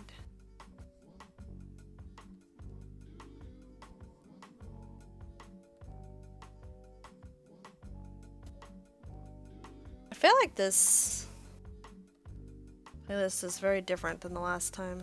Maybe I'll try this one instead. Oh, I really do need to find and curate my own playlist for streams. Like, I know a lot of music I like, but it's not royalty free, so it ends up flagging on Twitch, and they like mute part of the audio, and then you lose the us like chatting part of it, which is sort of disappointing. So I came on to Twitch after that whole thing became a big thing. I wasn't part of it for the chill times before like music copyright stuff was a big obstacle, I suppose. You know what? I'm just now noticing that his little ear tips are not purple. They are that same kind of like gray color of his tails, so I need to bring that in.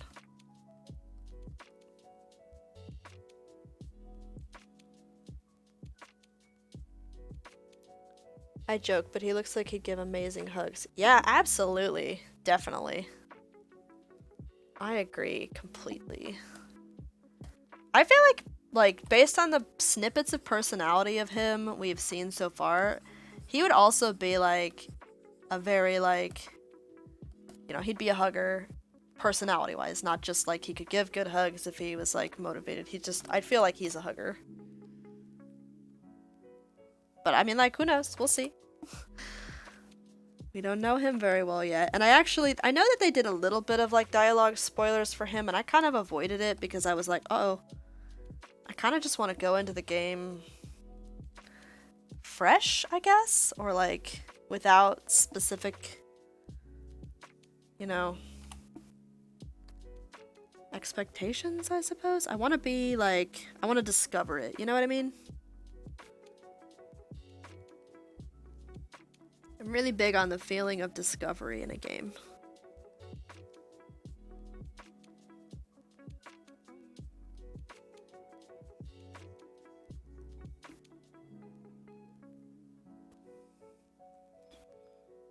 I've got a little overboard with this sort of the way I drew the markings. Just gonna push them back a little bit, and then I'm gonna erase out these lines. I think it's because that line wasn't actually intended to be part of the marking originally. It was supposed to be like the line under the corner of your eye, but I guess I must have forgot that at some point and incorporated it in a different way and then gone off the rails, frankly.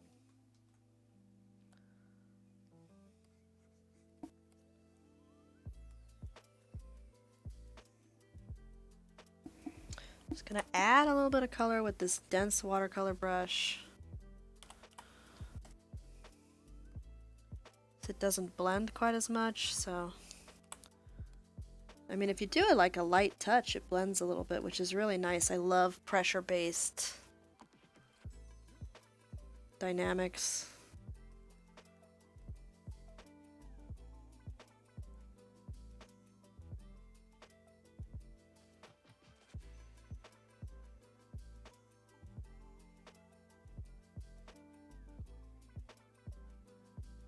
Oh, it's nice. Yeah, I have playlists that I love, but they're all, you know, copyright stuff. They will immediately get flagged by Twitch and YouTube and all that stuff.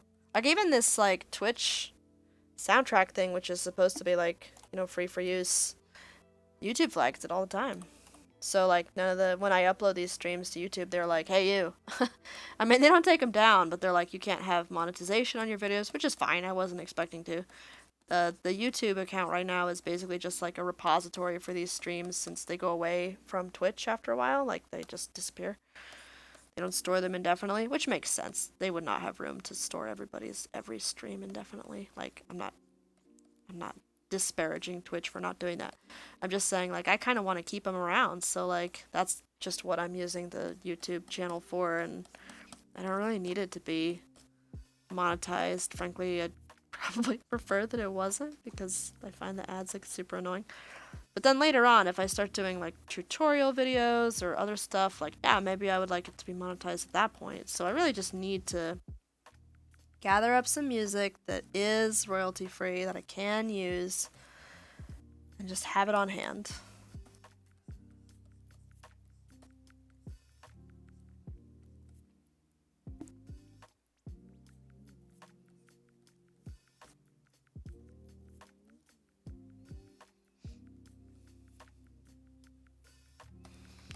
Oh, painting on one layer is so relaxing too. Oh my gosh. It's so nice. Just not having to sort of like split it up in your mind is huge. Hugely chill. Just way more relaxed way of doing things. Okay, I want a little more color to come out right here. I still want some color shift in the hair. I feel like we're getting the purple, but I want a little bit of a hue change. Slap a little bit on there with the dense watercolor brush since it doesn't blend as much, and then maybe I'll blend it in between. Regular watercolor, opaque.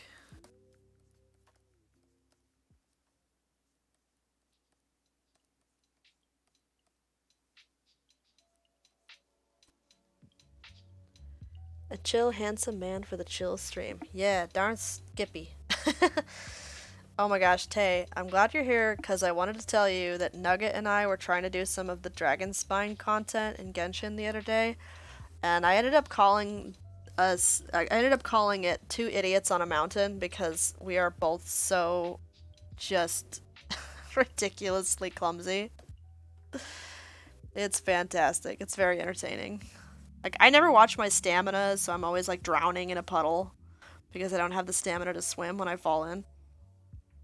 And like we like fall off of cliffs and like almost freeze to death because we're not paying enough attention to like the cold status on the mountain. It's just a comedy of errors with us too.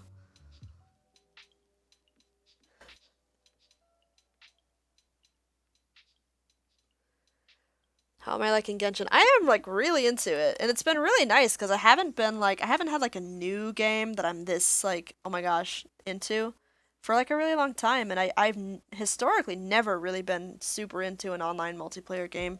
I mean, the closest thing is I play Monster Hunter, but mostly I just play with people I know. I would only rarely play with strangers online, and like to be fair, I am not playing with Genshin with strangers online. I'm just playing with my friends, but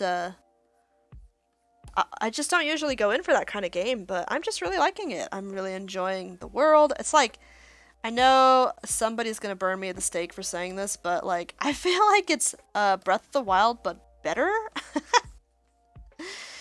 uh, I just feel like the world in Breath of the Wild was cool, but because of the sort of narrative setting of it being like post-apocalyptic almost, it just felt so empty. Like, I did not feel like I was discovering enough.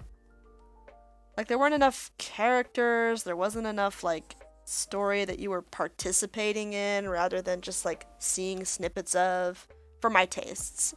It's still a great game. I loved Breath of the Wild, but when I started playing Genshin, I was just like, oh dang, this is actually, like, giving me stuff that I wanted in Breath of the Wild and didn't get.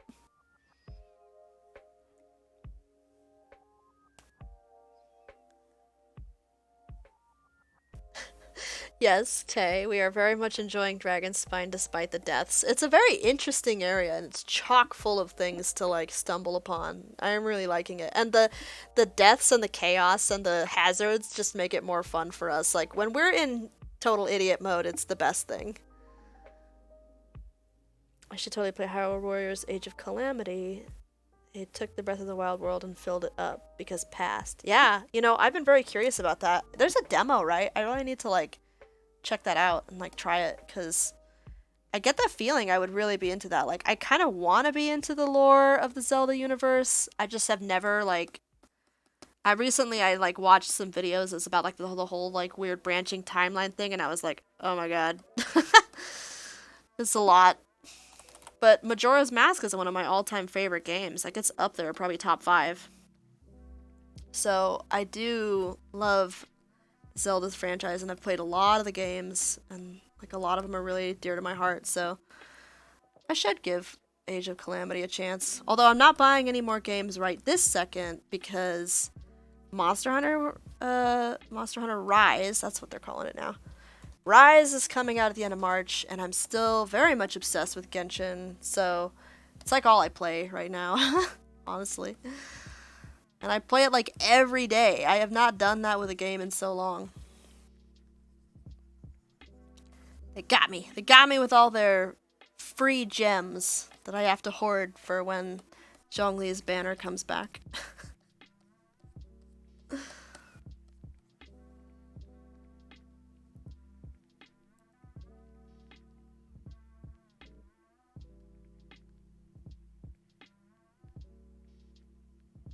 Majora's Mask is your favorite Zelda game. Love it. Breath of the Wild is a close second for Tay. Yeah. Link Between Worlds. I didn't play A Link Between Worlds, but I tend to love those sort of Game Boy style Zelda games. Like, my first Zelda was Link's Awakening on the Game Boy, the big gray brick Game Boy, so you know. I'm right down the Zhongli hole. I absolutely am. Like, holy crap. I just started playing his story and I'm like so in love. He's so stupid. He's like smart stupid, you know? He's got like all that book smarts and he just is also a moron. It's beautiful. I love this moron man.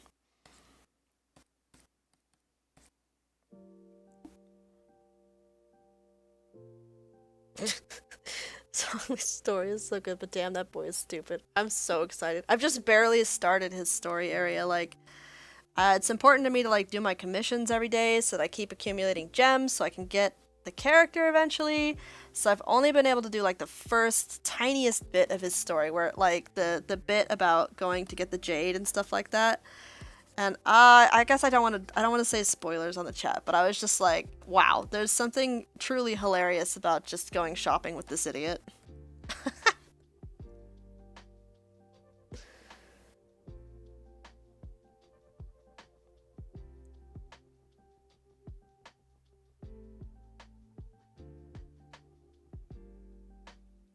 Going shopping with Zhongli's empty wallet, right? You're like, friend, how did you forget that currency is the thing you exchange for goods and services? Like, really? Uh, I don't know enough about the character yet, so like it's funny that my brain is already trying to like hatch ideas for like writing fanfic and stuff. But I hope that as I continue to learn more, I'll be able to like formulate more coherent ideas and then actually write some things. I still have like half-baked ideas for like writing Dedue based fanfic for Fire Emblem, but for whatever reason I just kind of like never got to it while I was really keen on the game. And I tried to like crack it back open and play Golden Deer, but just something about it was really hard for me to like get into it a second time. And I'm still glad I picked Blue Lions because Dedue forever and always, but I do feel like I kind of missed out on the Golden Deer, so maybe I should like just watch a Let's Play or something, just listen to it while I'm working and get that Golden Deer content.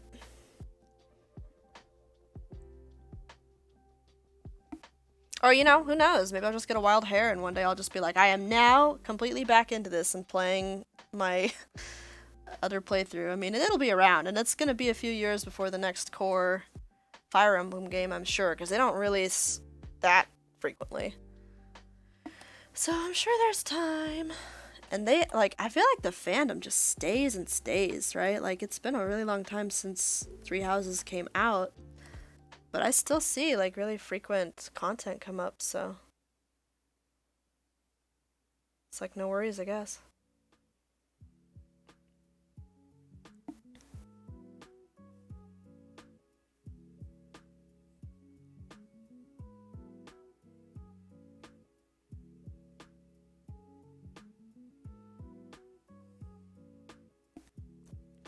Every day there's a new zine and stuff, a little intimidating.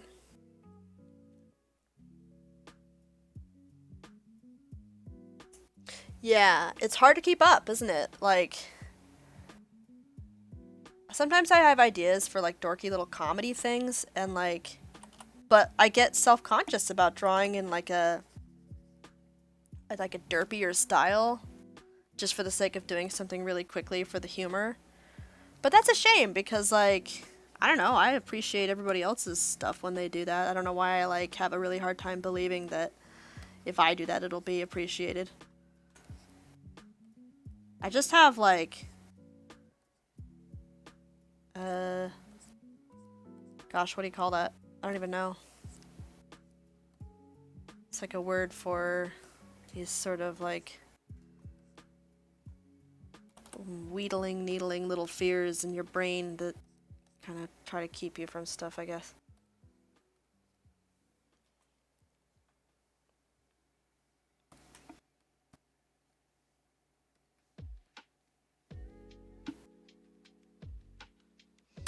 Okay.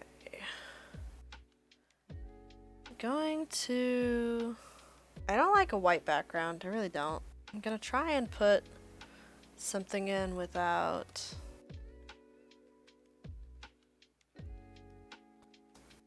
having it be on the same layer as my stuff here. See how that goes.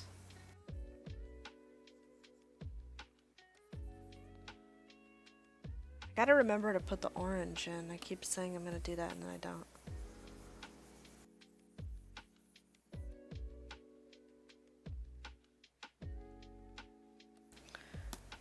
Like the brushstrokes give character, like, to the drawing, and it's beautiful, and I love that, like, gentle chaos of that stuff.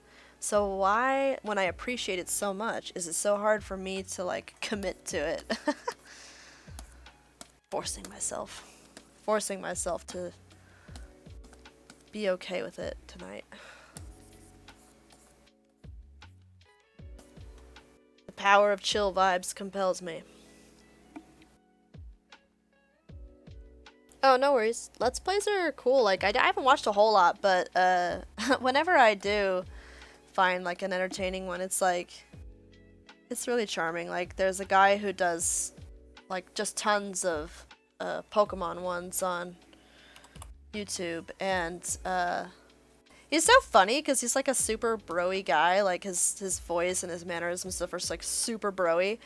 But it's like really like positive and like upbeat and like really nice and like I don't know, he just has a really sweet, cool attitude and I'm just like, damn, that's nice. Like I like to see somebody who's like, you know, bringing good vibes to the internet.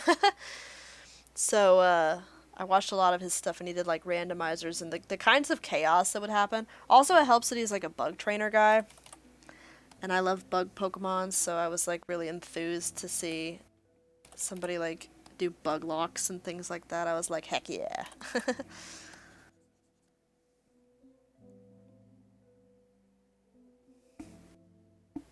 Okay, I like that. I need to actually do the orange thing I keep talking about doing.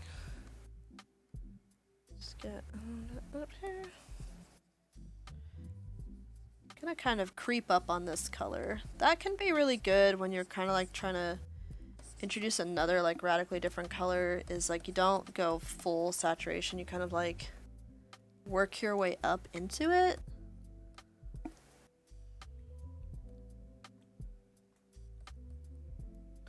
Okay. There's also these kind of yellow flower petal looking things all over him. So I need to incorporate those too. I should probably like just get those suckers on there and then turn off my reference because it's kind of affecting my ability to see the colors in the drawing.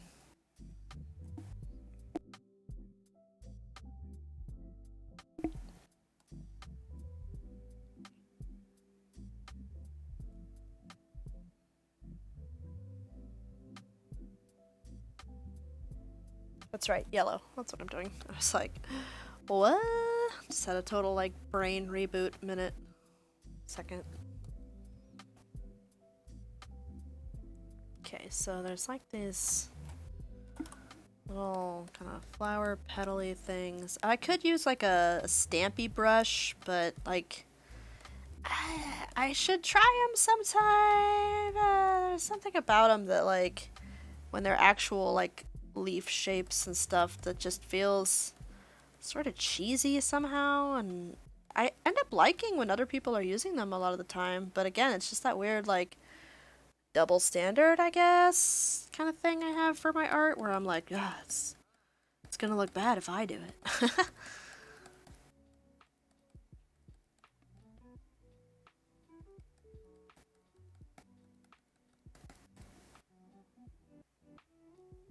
Okay.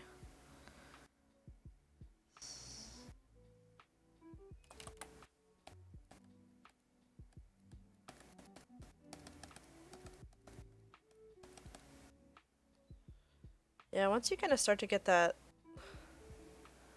little bit more complexity in the costume, like I get why they do this visually because they have the luxury of being able to do it in games. Like you only make the 3D character and the texture models once, and then you're just continually rendering it with the game engine, so you don't actually have to worry about like, oh, this, you know, this texture pattern has so much detail, because like It's whatever. You only have to make that detail once. When you're working on like a physical product, like a figurine, where you have to pay for each hit of paint, or if you're working on like animation, that's like hand-drawn animation, then you really don't want the character to be so complex, because they would be just like death to draw all those frames. So I get why,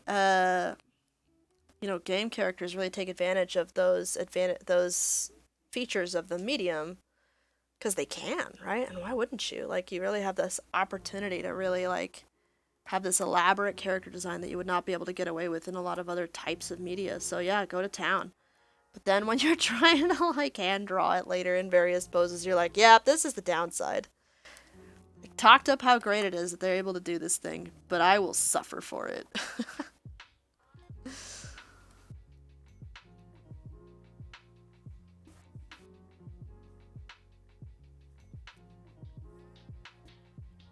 Oh my gosh, Tay, the other thing too is like I guess it's because the Fire Emblem fandom is like older or more established and definitely like as kind of like an older audience, I think.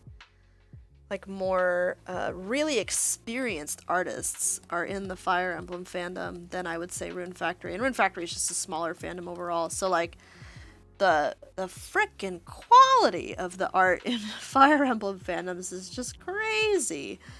Feels like there's just like a totally endless number of ridiculously good artists in the Fire Emblem fandom. So it definitely feels like a little intimidating to like step into that fandom and be like, oh look, I made a thing and it's gonna be in the tag next to all of your amazing things. Okay, bye.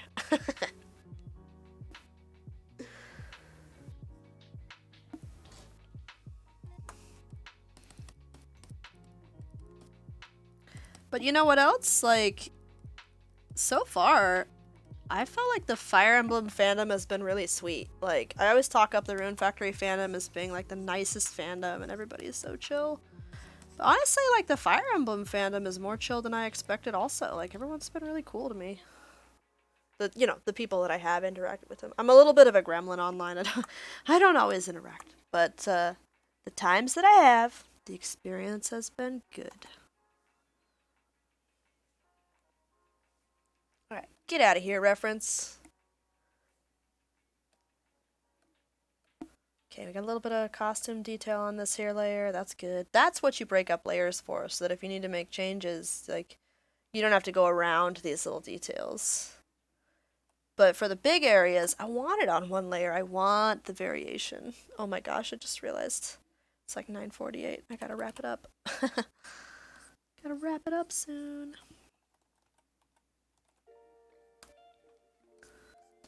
More of a blending brush in here.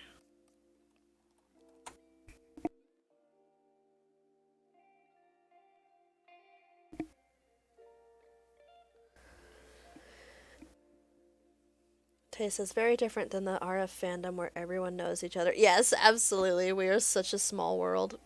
Honestly, fandom is always building your circle, and the circles I've found in Fire Emblem are super nice. Agreed. Just like really chill, really nice people. Like,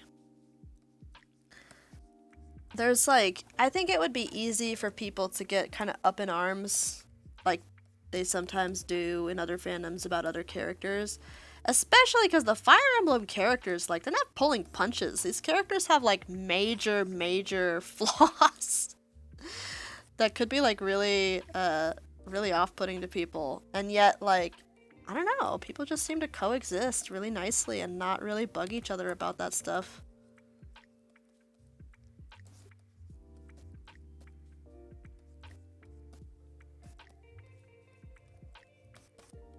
Maybe it's just, like, part of being a little bit more of a mature group, or just like an older group of fans, because Fire Emblem is sort of a older franchise, so it's probably carrying a lot of people forward from like games that came out years ago and whatnot.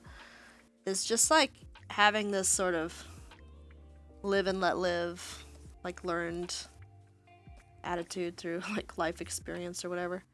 Like, I don't, there's characters in Fire Emblem that I'm like really like, nope. But I'm not gonna go around and like poo-poo those characters around other people who really like them. I don't want to rain on their parade, you know? I was telling my friend Nugget, like, I just really have a personal policy where I just try not to put negative stuff out there for various reasons. Honestly, like, there's a bunch of different reasons, but like, I save all my salty stuff for very close friends. Like, like, Nugget is one of my very privileged, my salt privileged friends. He gets to hear me gripe about anything I'm gonna gripe about. Because I don't like to make gripe posts. But, yeah. Like, if there's a character thing that really bugs me, like, that's where I'll talk about it. I don't really want to talk about it publicly because I don't want to make anybody else feel bad about that character and feel like that we can't get along because I don't like this thing or whatever. And just, like, what does it serve to, like, post my negative opinions online? Just leave them laying around like dirty laundry? I don't know, I just save it for where I can have fun with somebody else, where we have, like, a little fun gripe time together.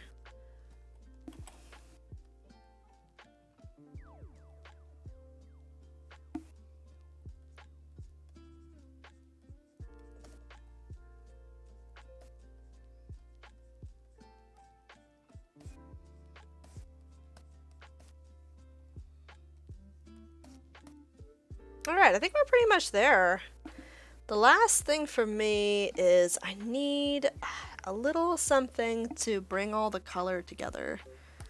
Color's still feeling a little bit disjointed. I'm going to try and bring this big block of this reddish color in the foreground in line by shrinking down and just kind of like, you know, brushing in a little bit over here.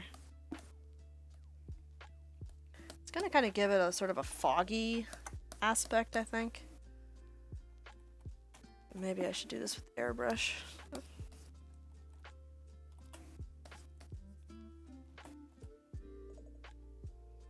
That helps a little bit, but I also just want color, so maybe I need to make one that's a overlay.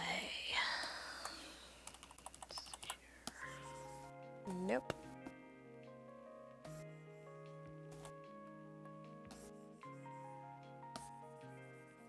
Overlay is tricky because it definitely like tends to be more saturated than what I'm wanting, so try and like fiddle around with blending modes, and there, that's nice.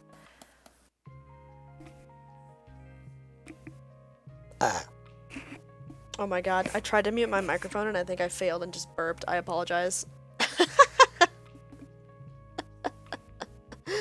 I'm so sorry.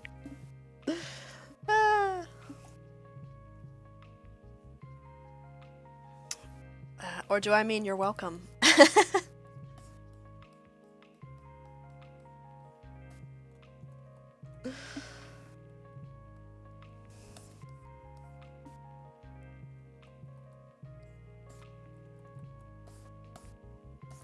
I always knew that day would come. I'm like always like carefully trying to mute myself whenever I have to like burp or sneeze or something. But I knew I would fail one day. I knew it.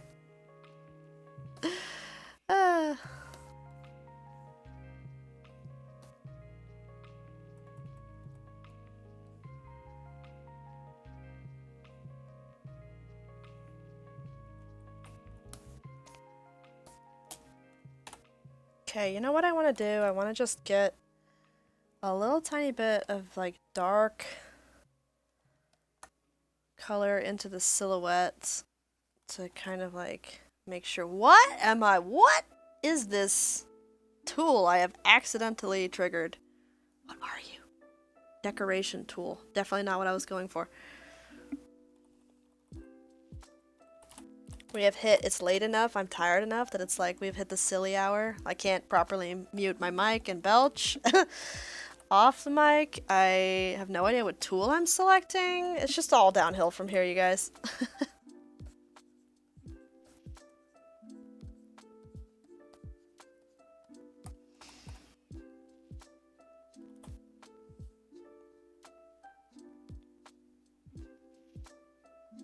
Now we in business, silly hour time, yeah.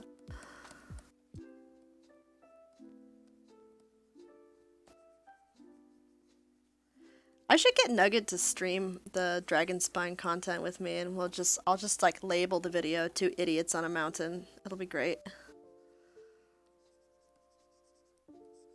Oh my gosh. So in Dragon Spine, there's like in Genshin Impact, there's like these icicles that fall on you, and they're just like trolling stuff, cause they're like, they don't actually do damage to your HP bar. But at one point, I was like climbing up this really tall place in the frickin' mountain, inside this cave thingy, so there was icicles above us that could fall, and one of them fell on my character and like knocked her off the like walkway, and she fell like 15 stories and just ate shit and died at the bottom of this cavern, and I'm like, no, why?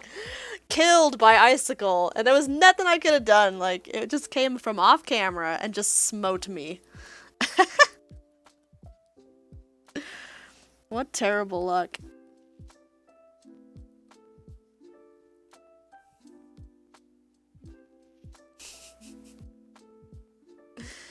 It was a targeted assassination, and it worked.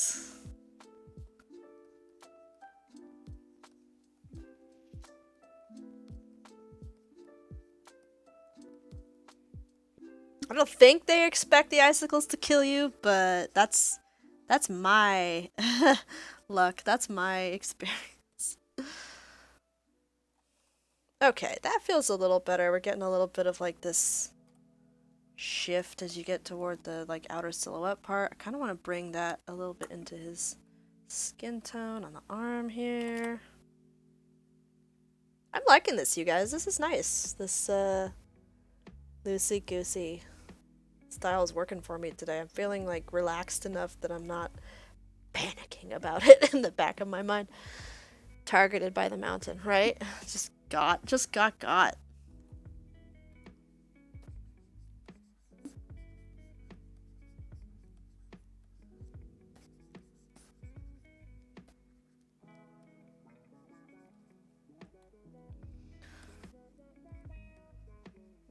I also have absolutely no sense of direction in games. I'm just the worst with that.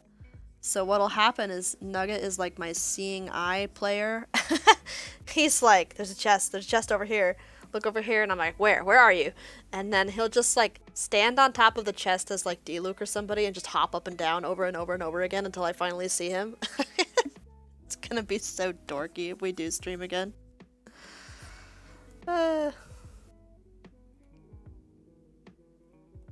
Like, I have literally walked over chests. Like, my character is standing on a chest, and I don't notice it's there. That's how bad it is. My situational awareness in games is poor.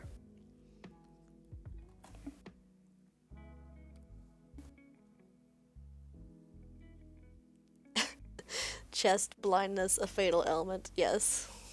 It's the common ones, man. Normally I see the fancier chests, but the common chests that are just sort of brown and, like, wood colored, and they're like in a wagon that is also brown and wood colored, I just never see it. And I blame the Genshin world for being so like beautiful and saturated and like colorful. I can't see these plain brown wooden chests, so what do you take me for? Yeah, they totally do. They blend in. Somehow he always sees them though. Nugget can always see the chests. You know what? I need to... I don't think he's watching right now, so this probably won't get revealed. But I want to do some Venti fan art for him. I don't know why I'm speaking quietly, like he's gonna hear me if I don't. I want to do some Venti fan art for him because he loves Venti, so... I really want to surprise him. Someday. Eventually. I'm gonna do it.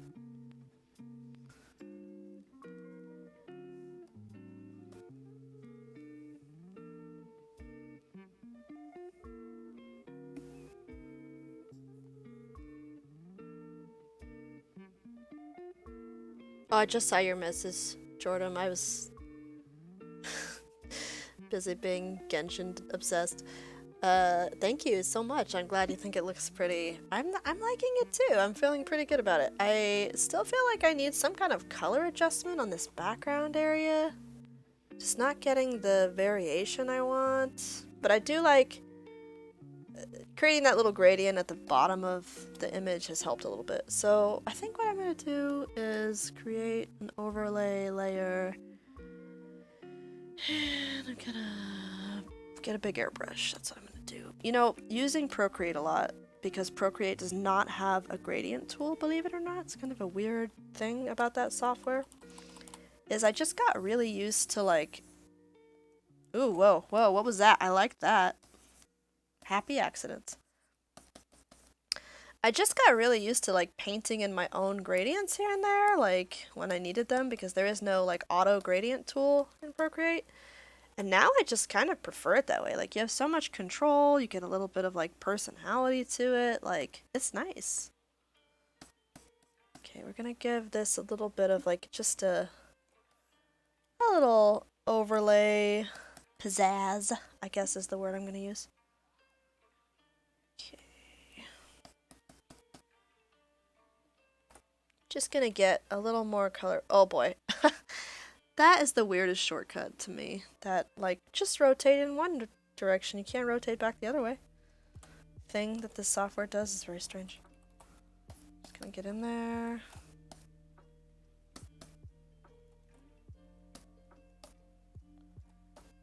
Just gonna kind of like bleed a little bit more kind of tutti frutti colors in here. Does anybody say that anymore? Am I dating myself when I say tutti frutti?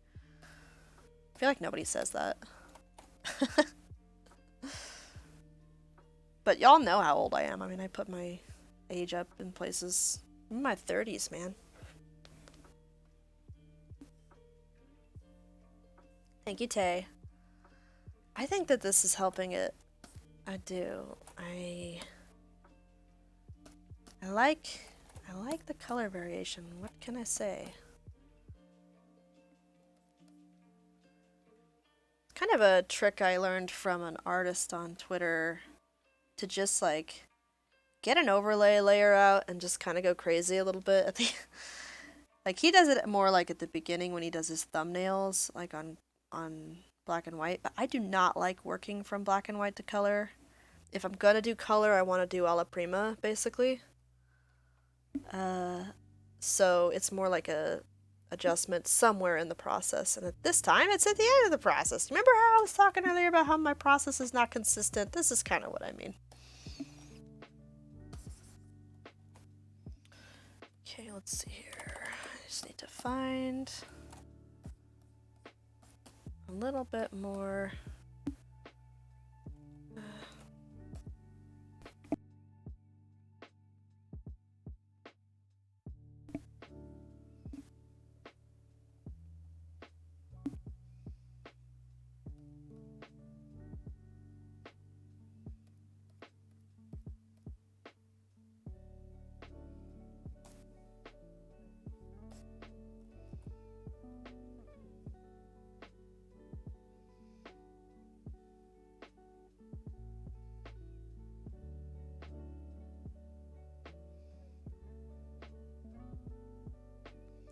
The composition could be better, and that makes sense because I didn't really give it any thought. I just kind of started a sketch and let the sketch get carried away. Get me carried away. I got carried away with the sketch. Talk about silly hour. I can't form sentences anymore. I need to go to bed. I don't like this vacant area over here, and I don't want it to be too saturated either. Just have to knock this back a little bit.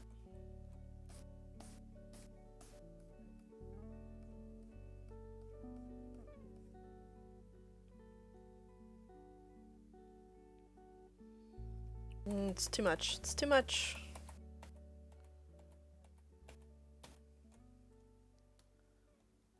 New. I think it's because that was underneath the overlay layer and that just wasn't working. Yeah, okay. Radical. That's better. Just want to get...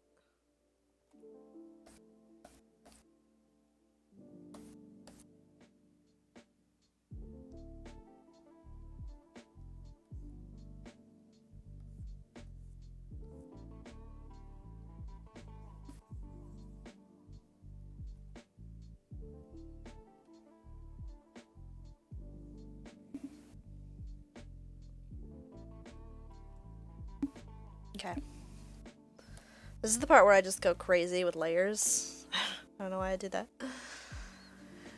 Okay. And then I am going to pay a little bit more attention to his eyes. Like, I'm just on top of everything else because I don't want to fuss with, like... Once I have done some overlay layers like this, I pretty much have to just work on top of it. It becomes too mentally obnoxious to remember what all the layers are doing. So, yeah. It's just where it ends up for me. Give him a little bit of bright green.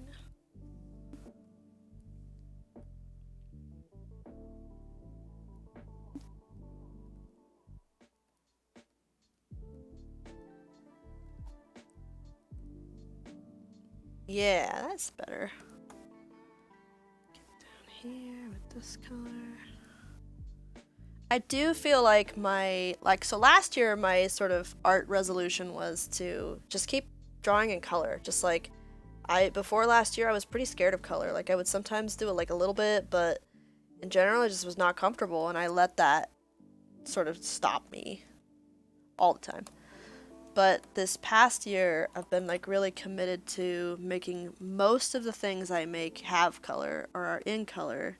And a lot of them are like pretty rendered, you know? So like I spend a lot of time with the color. And I do think my instinct for color is getting better and better the more I do it. So I just have to like have courage and do the same thing for things like costumes and perspective. I have to believe that I will also see progress in those areas if I commit to it. You're eating it with your eyes. I hope it's nourishing.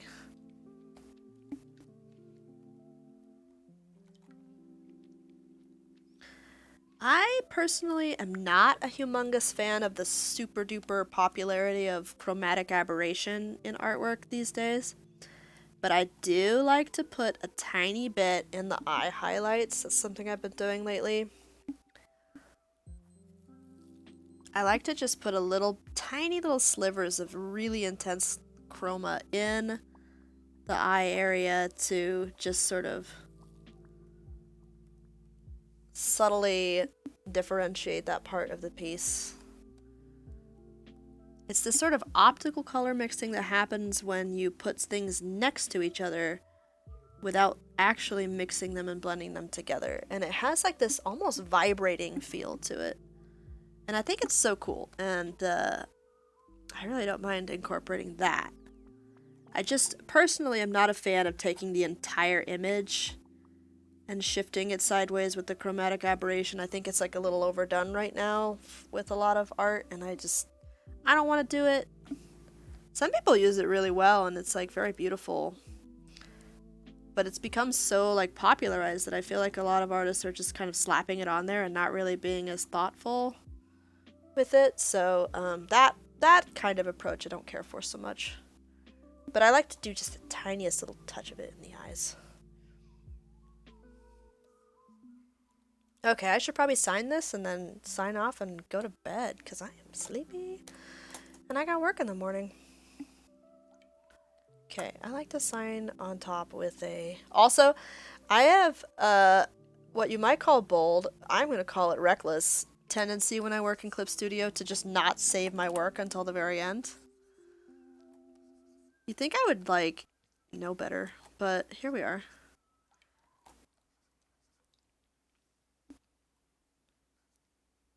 What is today, the 2nd of March?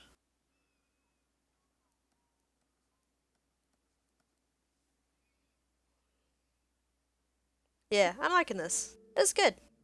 Thanks for being here, you guys.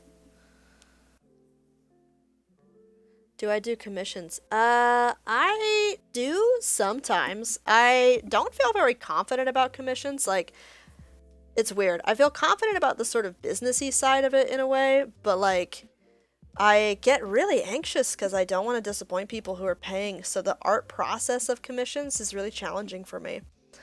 But I do take them sometimes. I just don't really have like open slots. I just sort of like case by case when somebody messages me and is like, hey, would you be interested in this commission project? And I'll be like, well, tell me a little more about it, and then I'll kind of price it out for them and say, do you want this?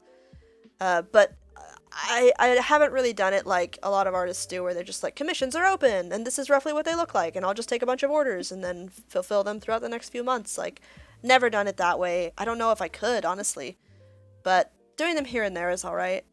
Like, mostly I've just done sketch commissions so far. Okay, me, Eve, please save your work.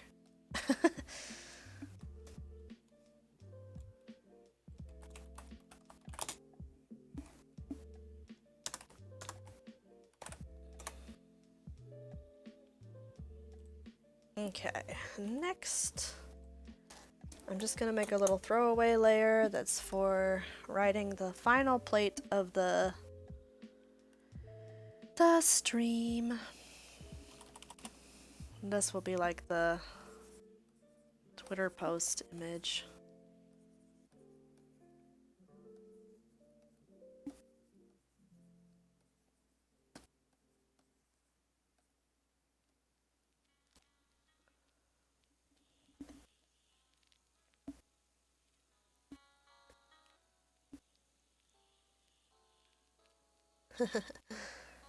Thank you.